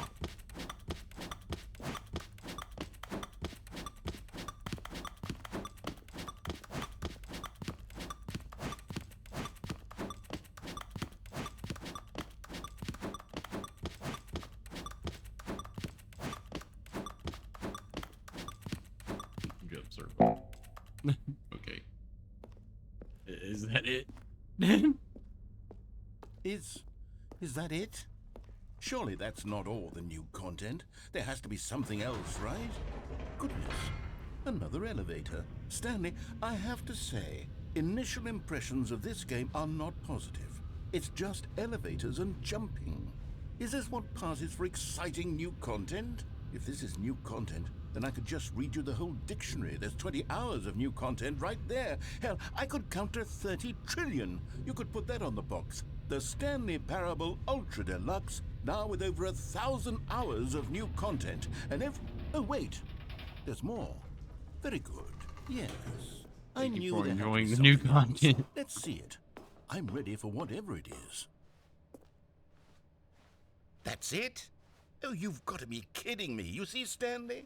This is what happens when greedy video game developers with no respect for their fan base rush a cheap expansion to market for no reason other than to make an easy dollar. And don't get me started on the level of craftsmanship that's gone into it. In fact, I'm looking right now at the game's trophies, and it's hard to believe one of them actually says, "Test trophy, please ignore." What quality assurance department signed off on this? I'm infuriated and I'm offended, and I intend to find these people on Twitter and hold them personally accountable. It's my fault, Stanley. I built up too much anticipation around the new content, I'm afraid. It could never have lived up to such expectations. If you're still with me, why don't we just reset the game, and we'll try to get back to what the Stanley Parable is really about. No frills, no gimmicks. Just you and me having a great time together like always. What do you say, friend? Okay, I'm gonna go use the restroom real quick.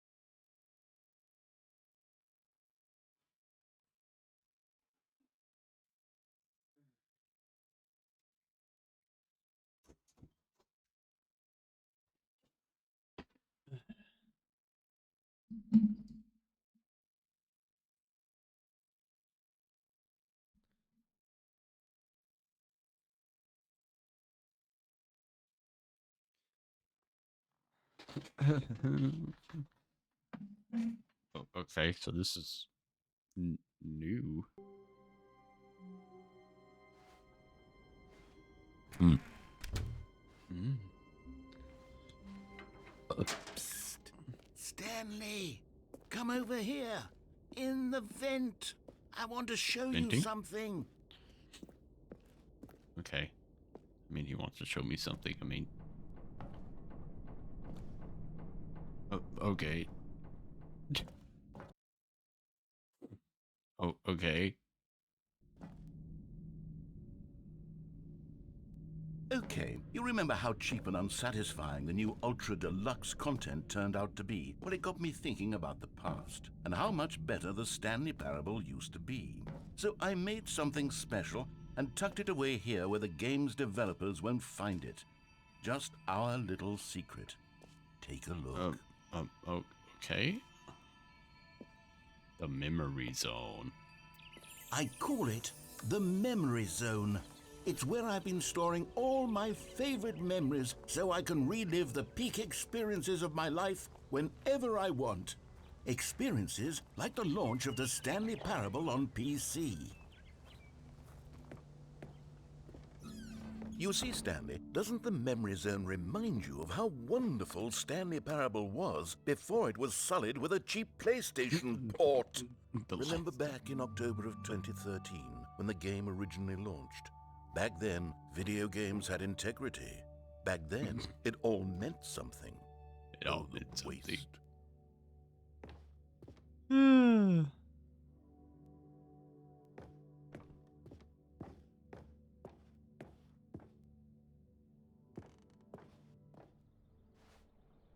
The dollar bill.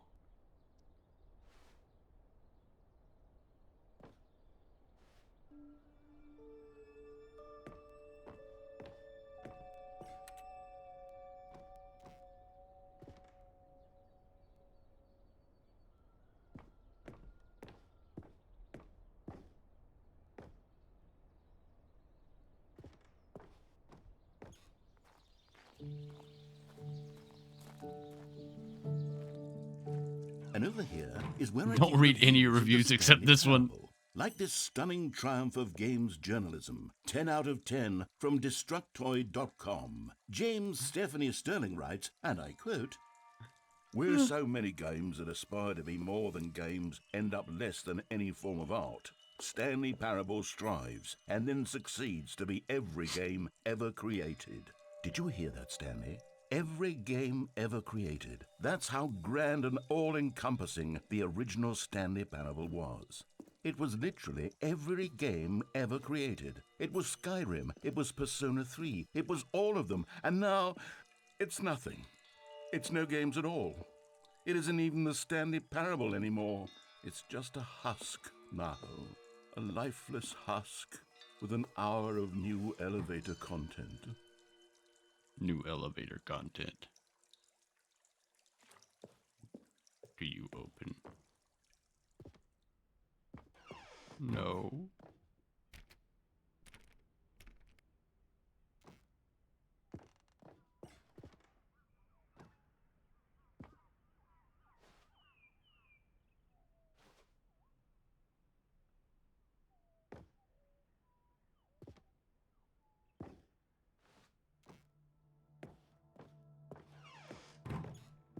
Here's another moving passage, this time from GameSpot.com. The Stanley Parable is both a richly stimulating commentary on the nature of choice in games and one that offers some of the most enjoyable, surprising, and rewarding choices I've ever been confronted with in a game. 9 out of 10. Don't you get it, Stanley? The game was perfect. It didn't need anything else. It didn't need new content. All they had to do was transport it in pristine condition along to the PlayStation, boom, done. And they couldn't even do that. Couldn't resist the urge to go meddling with a beloved franchise.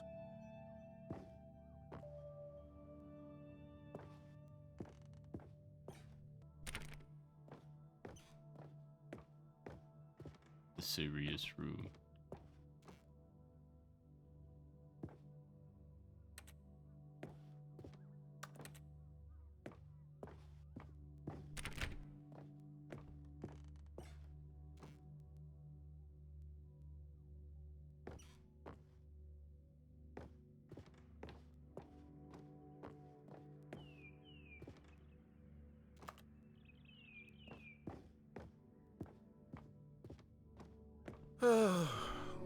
These were simpler times, Stanley. But I wouldn't give to go back to have it all over again.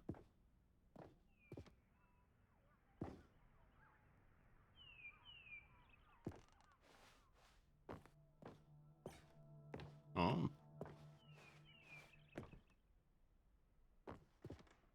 Wait, hang on. I don't recall this part of the memory zone before. What's this? What's down here? Reviews. Oh Pressurized no, gas. oh God, no, Stanley. It's a collection of reviews from Pressurized Gas, the extremely popular online storefront for computer games. I haven't looked at these in years. I can't even imagine what's been collecting down here. Surely these reviews were glowing as well, weren't they? Honestly, I could not be bothered to play this game to full completion. The narrative is not even funny, with its humor and Honestly, dialogue I could not be proving to bothered to play be this more game to full irritating than completion. entertaining. The narrator is obnoxious and unfunny, with his humor and dialogue proving to be more irritating than entertaining. Unfunny! I'm not trying to be funny. I'm trying to make a serious work of art. I suppose I could write up a handful of gags to insert into the Stanley Parable, but the game is already such a densely layered web of profound philosophical insights that I can't even imagine where I'd have the room to stick them.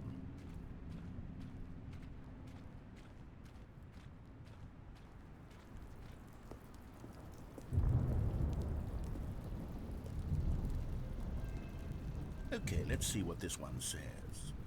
While the idea for the game is good, for someone who prefers non-linear games, this preachiness gets annoying fast. Preachy? Stanley? I'm not preachy, am I? You can tell me if I'm preachy. Honestly, you can. Oh, goodness. This is actually quite shocking for me. Well, to be honest, I had always thought of the game's dialogue as being rather terse to begin with. You can't know how much fluff I cut from the game to get it to feel as light and airy as it... Well, I always thought it did. But maybe it wasn't.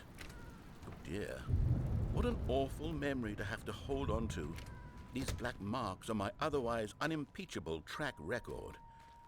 I feel like a failure. Like I let these people down. Like a failure. Perhaps the Stanley Parable isn't quite as sterling as I always remembered.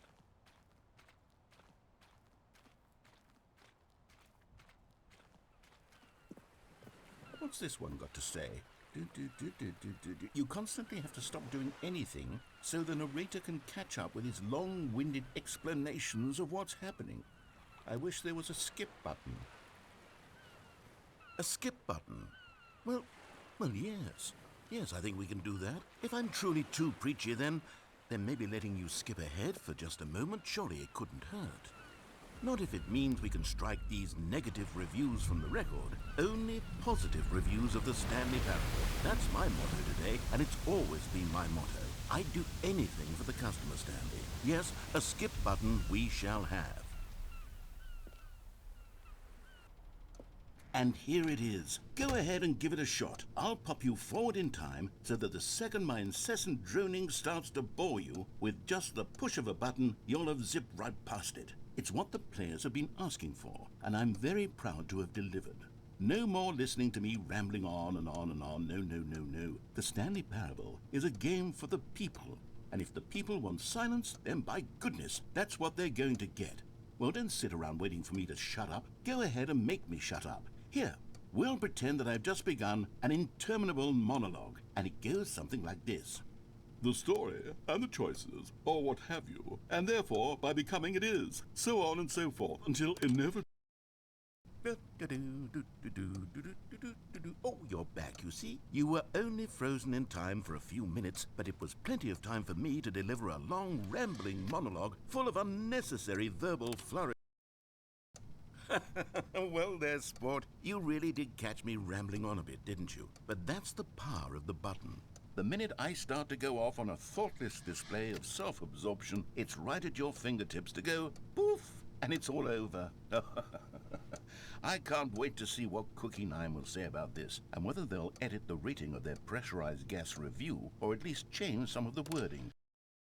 Okay, welcome back, Stanley. Now, I should say that the amount of time the button has been skipping through is becoming longer and longer. That last one was, well, I want to say maybe 30, 45 minutes? Stanley, please don't push the button again. It's been 12 hours. You've just been frozen there. I don't know why the skips are getting longer, but they're really, truly getting longer, and my God, there's no way... Oh, Stanley, you're back. You're back. Oh, my goodness. I have someone to talk to again. Stanley, I think it's been a week. Or 2 weeks. I've been sitting here all that time. Just sitting here. Not a single person. Oh, hello. It's you. You're here again. Welcome. I have had time to think about you and about us and about everything we've been through. I've had so much time, I stopped keeping track after a year. Have you ever sat down in one place and not moved for one entire year? Let me describe it for you. To begin with, there is only regret. There is only the turning wheel of missed opportunities. I felt nothing.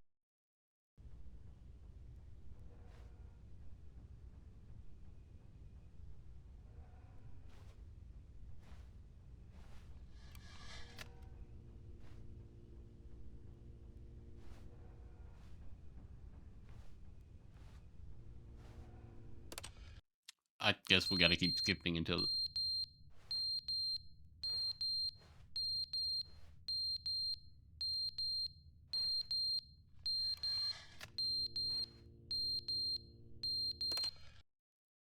But they didn't understand the game was never meant to be funny. It was meant to have a point. It was meant to speak to the human condition. But where are the jokes? Where are the jokes? They bemoaned, they screamed, they gnashed their teeth and said,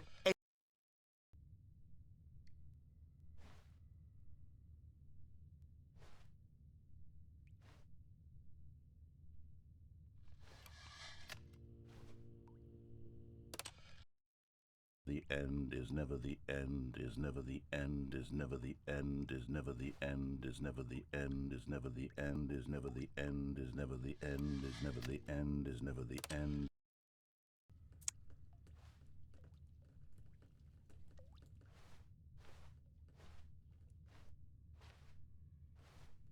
There we go.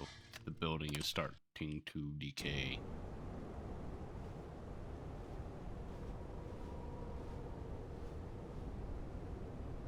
You might be able to almost.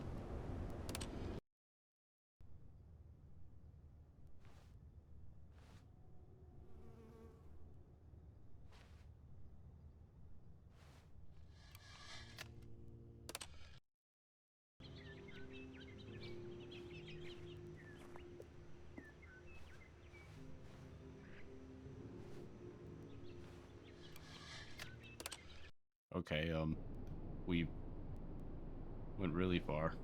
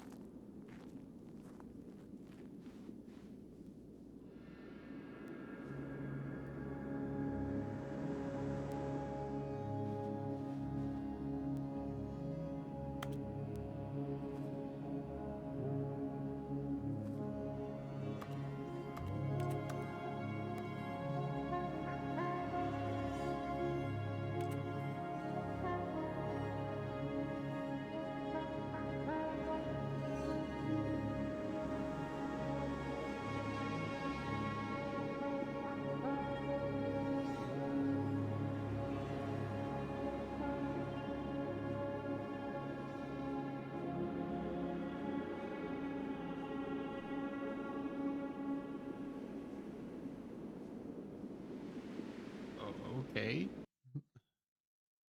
Okay, now we're back here.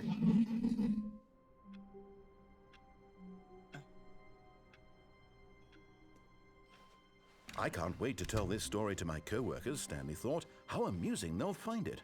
Oh, won't we all just laugh and laugh at the time I thought everyone had gone missing.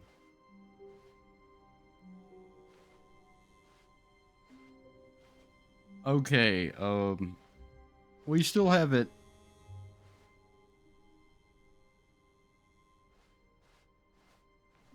When Stanley came to a set of 2 open doors, this was not the correct way to the meeting room, and Stanley knew it perfectly well. Perhaps he wanted to stop by the employee lounge first, just to admire it. The lounge was grand, majestic, perhaps, but eager to get back to business, Stanley took the first Okay, open we door went on down his there. left. And so he detoured through the maintenance section, walked straight ahead to the opposite door, and got back on track. Okay, yeah, no.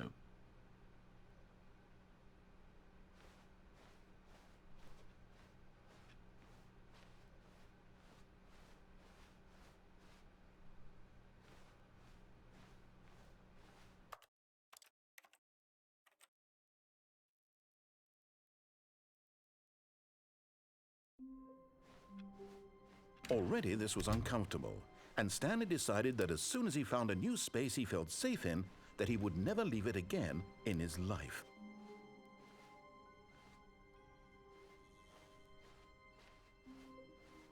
When Stanley came to a set of 2 open doors, this was not the correct way to the meeting room, and Stanley knew it perfectly well. Perhaps he wanted to stop by the employee lounge first, just to admire it. And here it was, the lounge. But eager to get back to business, Stanley took the first open door on his left. Okay, we've been through there. Stanley was so bad at following directions, it's incredible he wasn't fired years ago. Look, Stanley, I think perhaps we've gotten off on the wrong foot here. I'm not your enemy, really, I'm not. I realize that investing your trust in someone else can be difficult, but the fact is that the story has been about nothing but you all this time. There's someone you've been neglecting, Stanley. Someone you've forgotten about. Please, stop trying to make every decision by yourself. Now, I'm not asking for me. This is it, Stanley. Your chance to redeem yourself. To put your work aside. To let her back into your life. She's been waiting.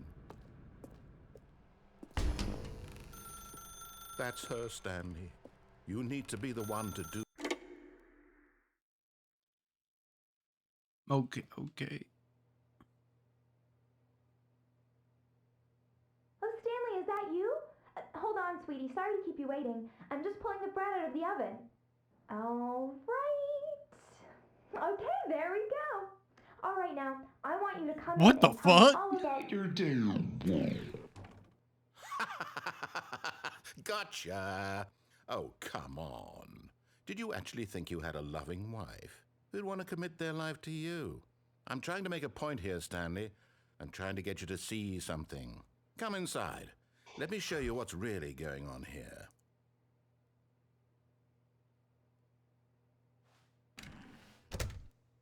This is a very sad story about the death of a man named Stanley.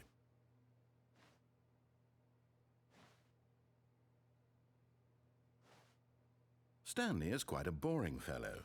He has a job that demands nothing of him, and every button that he pushes is a reminder of the inconsequential nature of his existence. Look at him there, pushing buttons, doing exactly what he's told to do. Now he's pushing a button. Now he's eating lunch. Now he's going home. Now he's coming back to work. One might even feel sorry for him, except that he's chosen this life. But in his mind, he can go on fantastic adventures. From behind his desk, Stanley dreamed of wild expeditions into the unknown, fantastic discoveries of new lands. It was wonderful. And each day that he returned to work was a reminder that none of it would ever happen to him. And so he began to fantasize about his own job. First, he imagined that one day while at work, he stepped up from his desk to realize that all of his co-workers, his boss, everyone in the building had suddenly vanished off the face of the earth. The thought excited him terribly. So he went further. He imagined that he came to 2 open doors and that he could go through either. At last, choice. It barely even mattered what lay behind each door. The mere thought that his decisions would mean something was almost too wonderful to behold. As he wandered through this fantasy world, he began to fill it with many possible paths and destinations. Down one path lay an enormous round room with monitors and mind controls.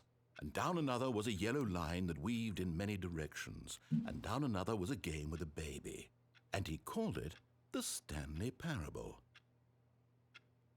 It was such a wonderful fantasy, and so in his head he relived it again, and then again, and again, over and over, wishing beyond hope that it would never end, that he might always feel this free. Surely there's an answer down some new path, mustn't there be? Perhaps if he played just one more time. But there is no answer.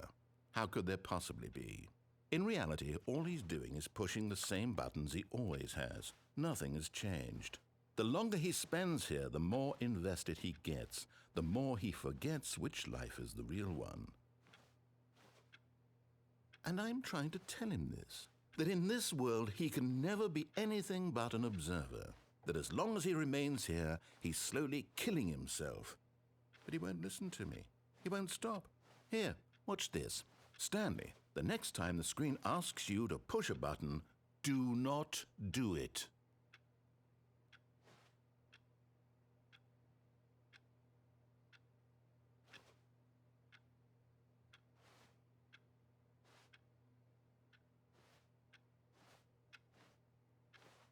You see? Can he just not hear me? How can I tell him in a way that he'll understand that every second he remains here, he's electing to kill himself? How can I get him to see what I see? How can I make him look at himself?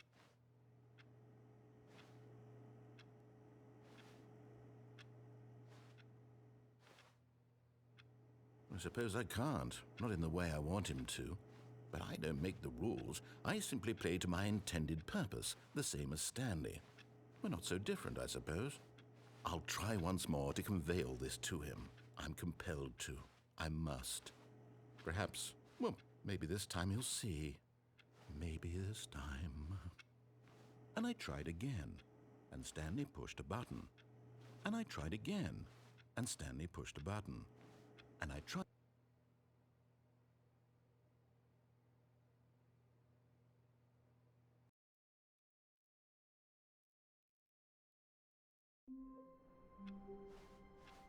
All of his co-workers were gone. What could it mean? Stanley decided to go to the meeting room. Perhaps he had simply missed a memo.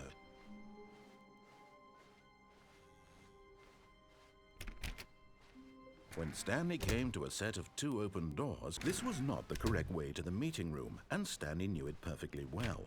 Perhaps he wanted to stop by the employee lounge first, just to admire it. It was okay. But eager to get back to business, Stanley took the first open door on his left. Stanley was so bad at following directions, it's incredible he wasn't fired years ago.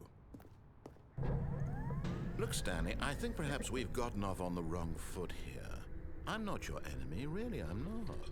I realize that investing your trust in someone else can be difficult, but the fact is that the story has been about nothing but you all this time. There's someone you've been neglecting, Stanley. Someone you've forgotten about.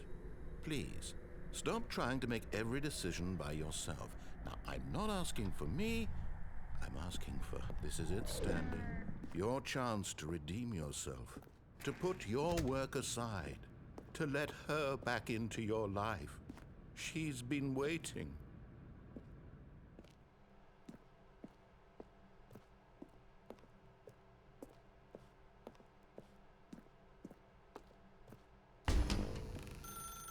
That's her, Stanley. You need to be the one to do this, to reach out to her. If you can truly place your faith in another, then pick up the phone.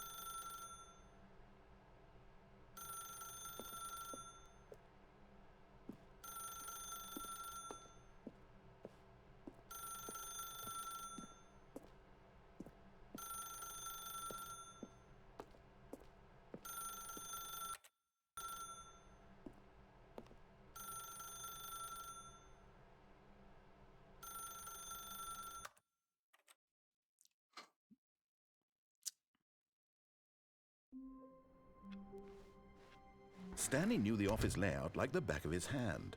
It was only a matter of time before he found the others, wherever they were. Content. Just a matter of time. Oh, good. you notice my sign. Yes, I have something very exciting to show you.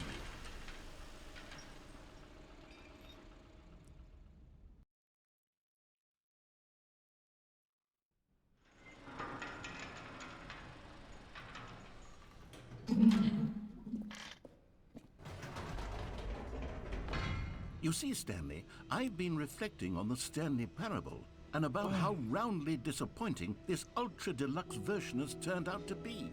The original Stanley Parable was a landmark, and any new content for it should live up to that legacy. So forget this ultra-deluxe nonsense. I say we take it one step even further. Which is why I'm very proud to announce for the first time ever, the Stanley Parable Investor Showcase. All right.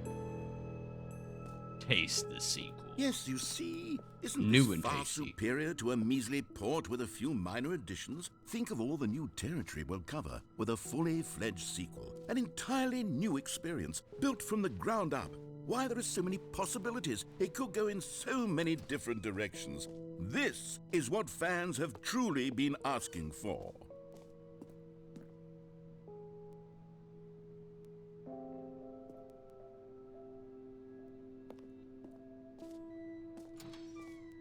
Now, to be clear, I haven't quite nailed down what exactly the Stanley Parable 2 is going to be, but let's take a look at some of the features I've been developing for it. I figure that if I can loosely organize a handful of interesting concepts, that surely the game will sort of naturally spring up around them. It'll all work itself out. Game development is much more of a fuzzy magic than anything scientific or logical, really.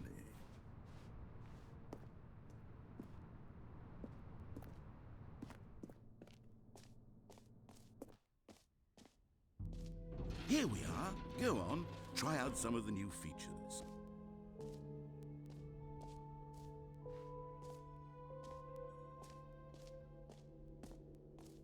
For the Stanley Parable 2, I asked myself, what do players really want? And of course, the first and most obvious answer is that they want to be individually recognized and validated as people.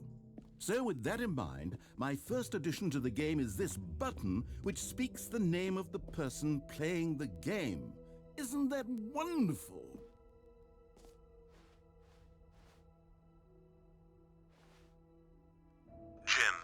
Jim. Sorry, I should have clarified. Right now, the button only says the name Jim.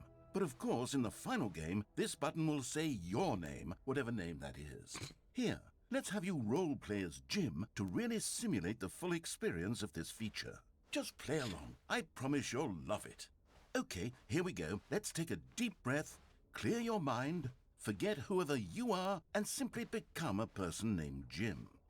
I want you to imagine yourself living as Jim, sleeping and waking as Jim, falling in love and being heartbroken as Jim, seizing all of the world's possibilities as Jim, and as Jim watching your dreams crumble into dust. Do you feel it deeply? Are you really, truly Jim right now? If so, then please step forward and press the button.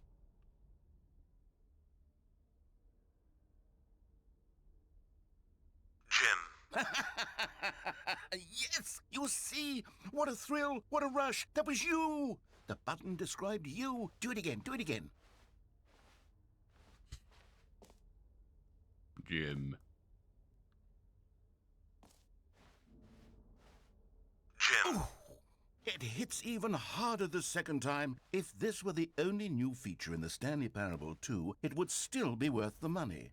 Let's take a break from the Jim button. I'm too emotionally drained from all of this personal validation.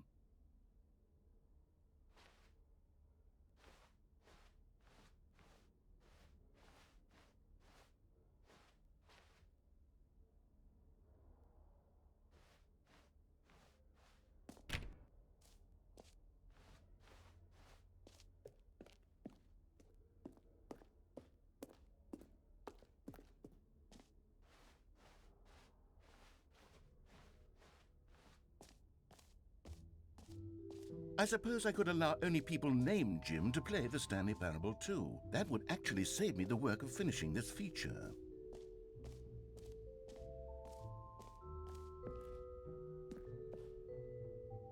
A common complaint of the Stanley Parable was that it was confusing and paradoxical, that it engendered a chaotic sense of reckless despair in those who played it.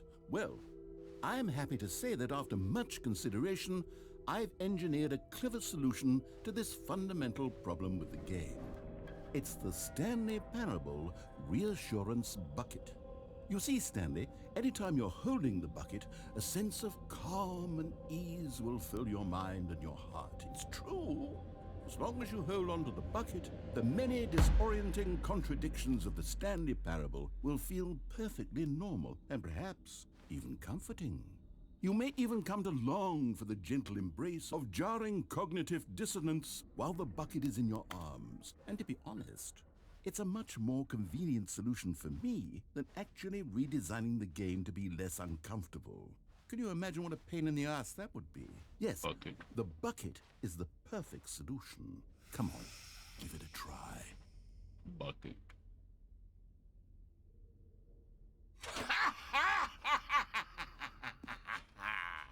Can you feel it? The glow of comfort, even in the face of crushing despair, must already be sweeping through your body. And in fact, can I say that I do believe the bucket lends you an air of charisma as well? I think that just holding it has made you the slightest bit more attractive as a person. The benefits of the bucket seem to go on and on, don't they? All this and more await you in the Stanley Parable 2. The bucket.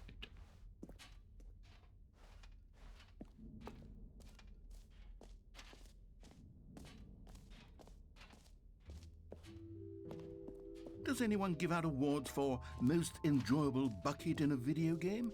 That really should be an award if it isn't already.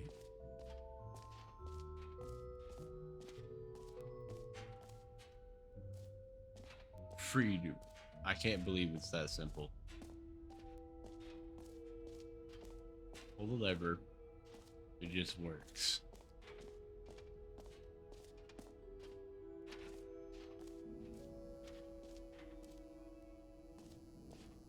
Now here's something special. You remember that broken test trophy that got left in the game on accident?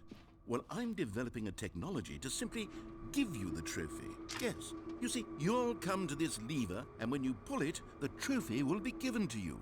It's as simple as that.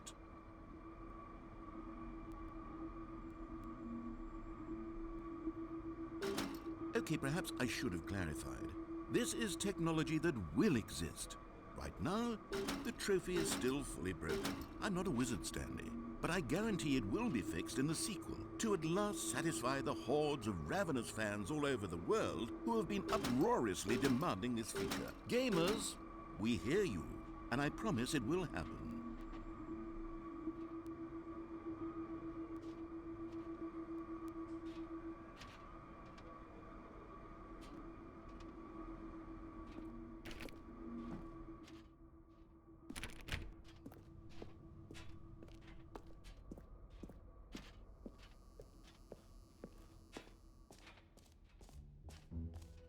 What else? What other exhibits haven't we seen yet?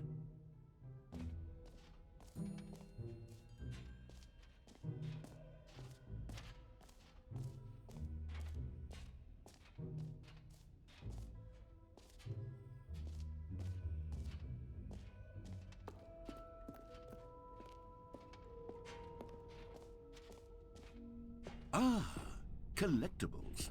Now it's a real video game. In the Stanley Parable 2, you'll run around gathering up these miniature Stanley figurines. And what's truly innovative is that there will be no reward for collecting all of them. I don't want to stifle the intrinsic joy of watching a number go up. You simply collect all of them, and then you move the hell on with your unremarkable life.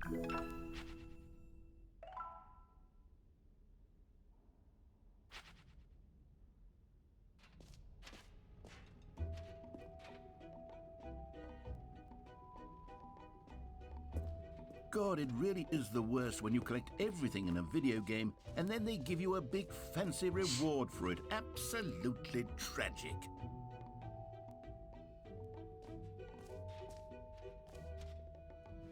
Calling it the Stanley Parable 2 is just so much catchier than Ultra Deluxe, don't you think? Ultra Deluxe? What does it even mean? But the Stanley Parable 2, now that's an artistic statement right there.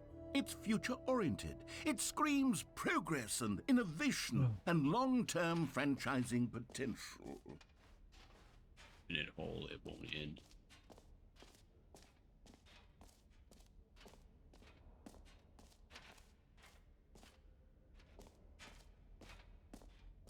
Okay, I'll be honest, I haven't yet decided on this one. I think that in the new version, the office could use a bit of decoration, like balloons. But I'm undecided on Get Well Someday and Happy 12th Birthday. Which would you go with? You know, sometimes when you solicit another person's opinion, it makes you realize that you knew which one you actually really wanted all along. Get Well Someday it is.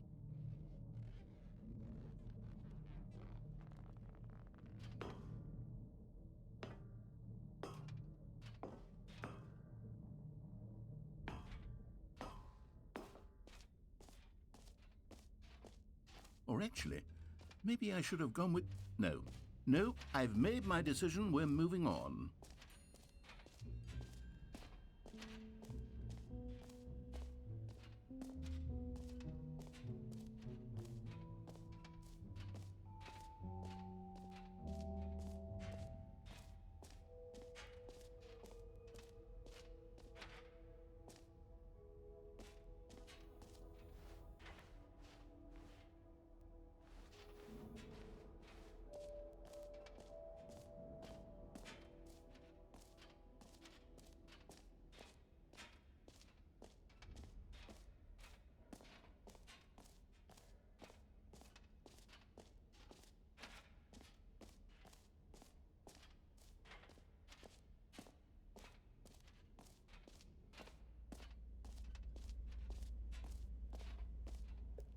Stanley, here's an idea that I'm truly fond of. It's never been done before in a video game.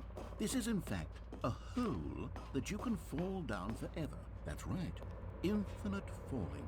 You can fall until the end of time, if you like. A stunning leap forward for video games as a medium.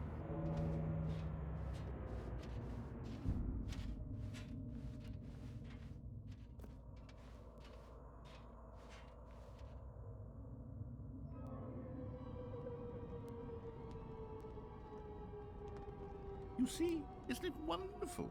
One of my more ingenious concoctions, if I do The say light so. would disappear if Now it's then, forever. since you've gotten to see the infinite hole, you can press the teleport button to pop back up to the top, and we can continue onward. The hole will disappear. The light Now, will I don't disappear. mean to be a bummer, but I do recommend you use the teleport button to go back to the top. Maybe do it on the sooner rather than later spectrum of things.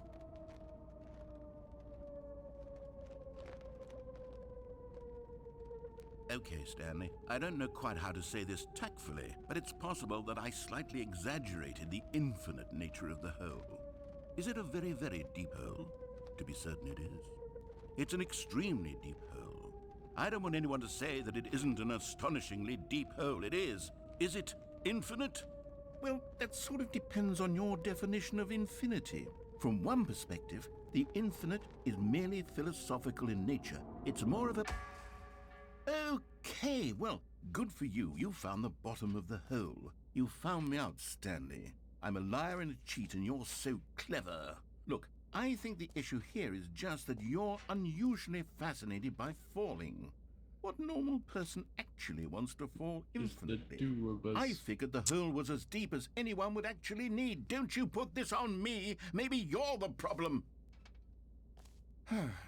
Look, things got a little heated there. I think we both said some things we didn't mean. Why don't we just put all this behind us and agree to just call the hole mostly infinite? If that works for you, then go ahead and press the teleport button to warp up to the top of the hole and we can move on. I'll just be up here when you're ready. Great. Now, I'm very excited to show you even more of my ideas for the sequel.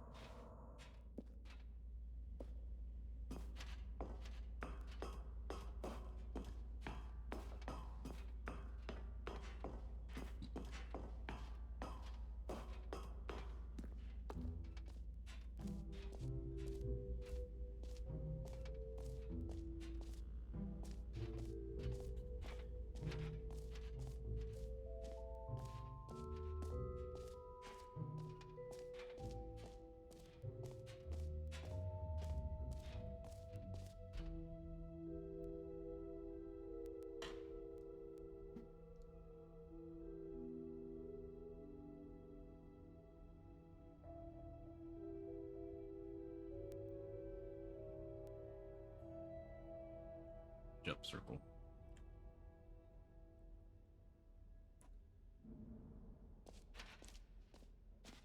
You know what? Let's bring the jump circle back for Stanley Parable 2 as well. It's a... Oh, wait. You already spent all your jumps the first time we saw the jump circle. Oh, well. I suppose it can just be a nice decorative piece, then. Okay.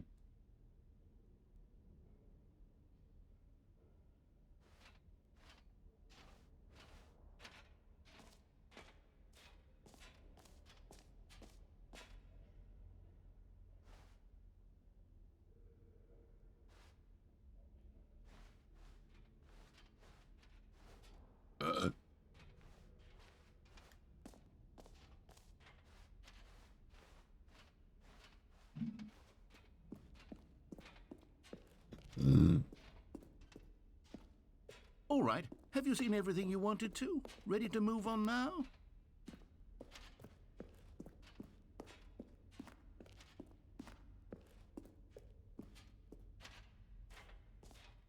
So, Stanley, what do you think? Do you like all of the new features? Yes, I know it's not exactly clear yet how exactly these features will come together as one single coherent video game, but I can feel it in my soul. It's going to work. There's definitely a good game in there somewhere. Say, let's do an experiment. I'll arrange these new features together, and we'll see whether or not it coheres into a meaningful gameplay experience. Okay. Are you ready? Here it is. I give you The Stanley Parable 2.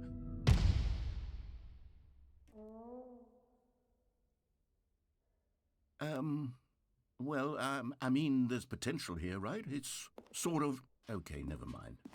Hold on, let me do a different arrangement. Okay, yes, this is much better. I feel good about this. Here we go. Version 2. Who am I kidding, Stanley? This isn't a coherent video game at all. It's a lot of gags. And I do very much enjoy creating gags, but they don't add up to anything. I wanted more than anything to create a sequel that would capture all the magic of the first game. I wanted fans to love it. No matter how good these gags are, they won't stand on their own. They would need the structure and the gameplay of the original. Wait, maybe that's it.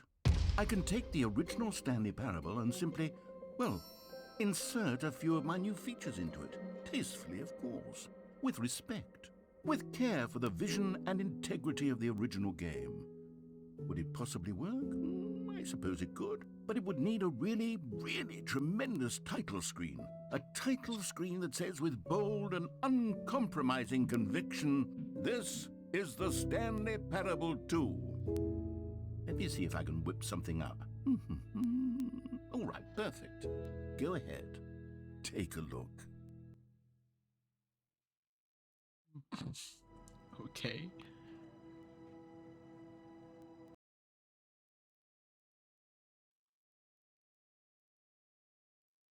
This is the story of a man named Stanley.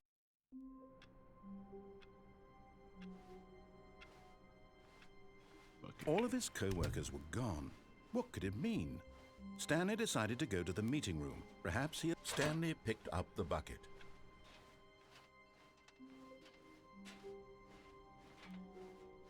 Stanley clutched the bucket tightly to his chest and entered the door on his left.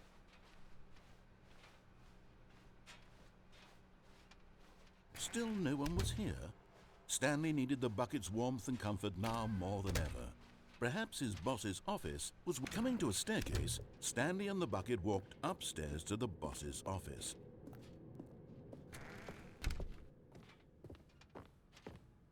Stepping into his manager's office, Stanley was once again stunned to discover not an indication of any human life. But Stanley guessed the correct code by sheer luck. Was it that the bucket knew all along? Was the bucket guiding him? Yes, this is certainly the most logical explanation.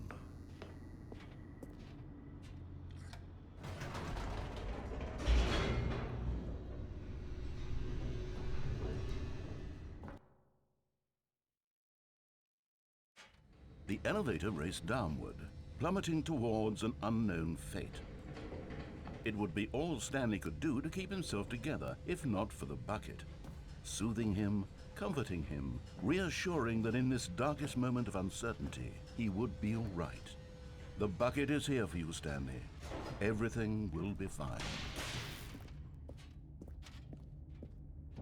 Stanley and the bucket walked straight ahead through the large door that read, Mind Control Facility.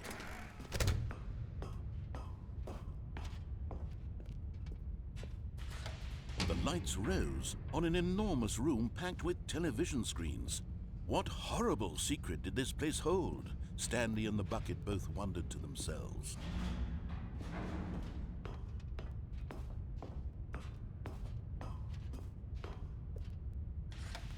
The monitors jumped to life, and Stanley nearly dropped the bucket in shock.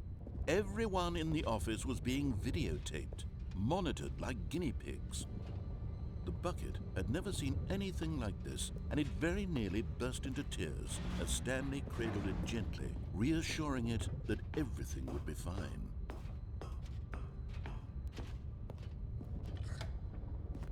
Was the bucket under the mind control facility's influence as well? Had the bucket been told to do things it didn't wish to do? What kinds of things does a bucket want to do or not want to do in the first place? These questions raced furiously in Stanley's feeble mind. No! He screamed into the bucket. He couldn't accept it. His own life in someone else's control, never! He squeezed the bucket tighter, his one friend in the entire world. At this point, he could trust no one except for the bucket.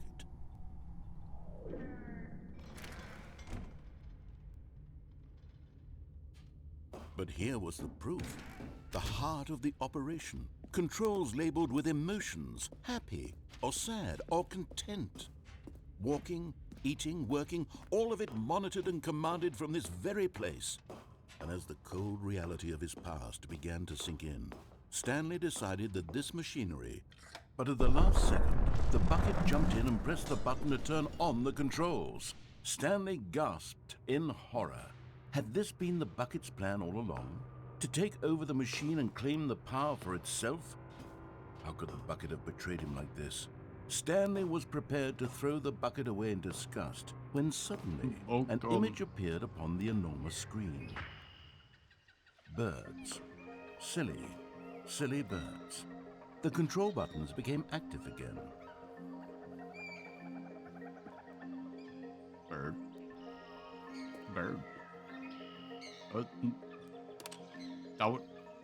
A penguin.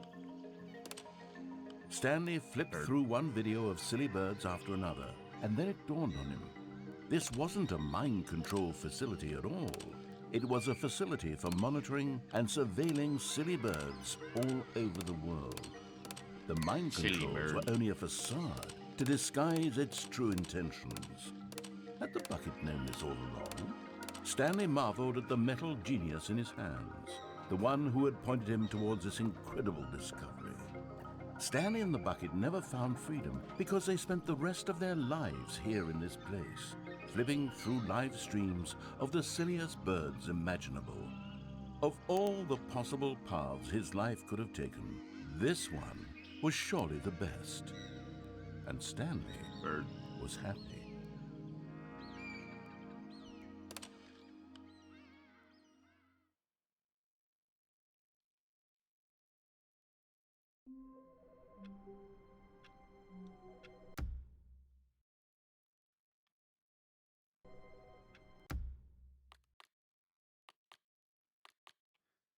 Okay, chat. I think I'm gonna end it there. Pretty fucking tired.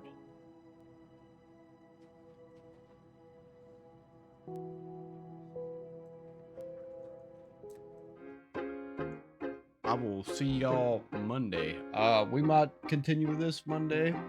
I'm pretty sure there's some more endings we can fucking find out in this. Probably finish this Monday. Seems like really short.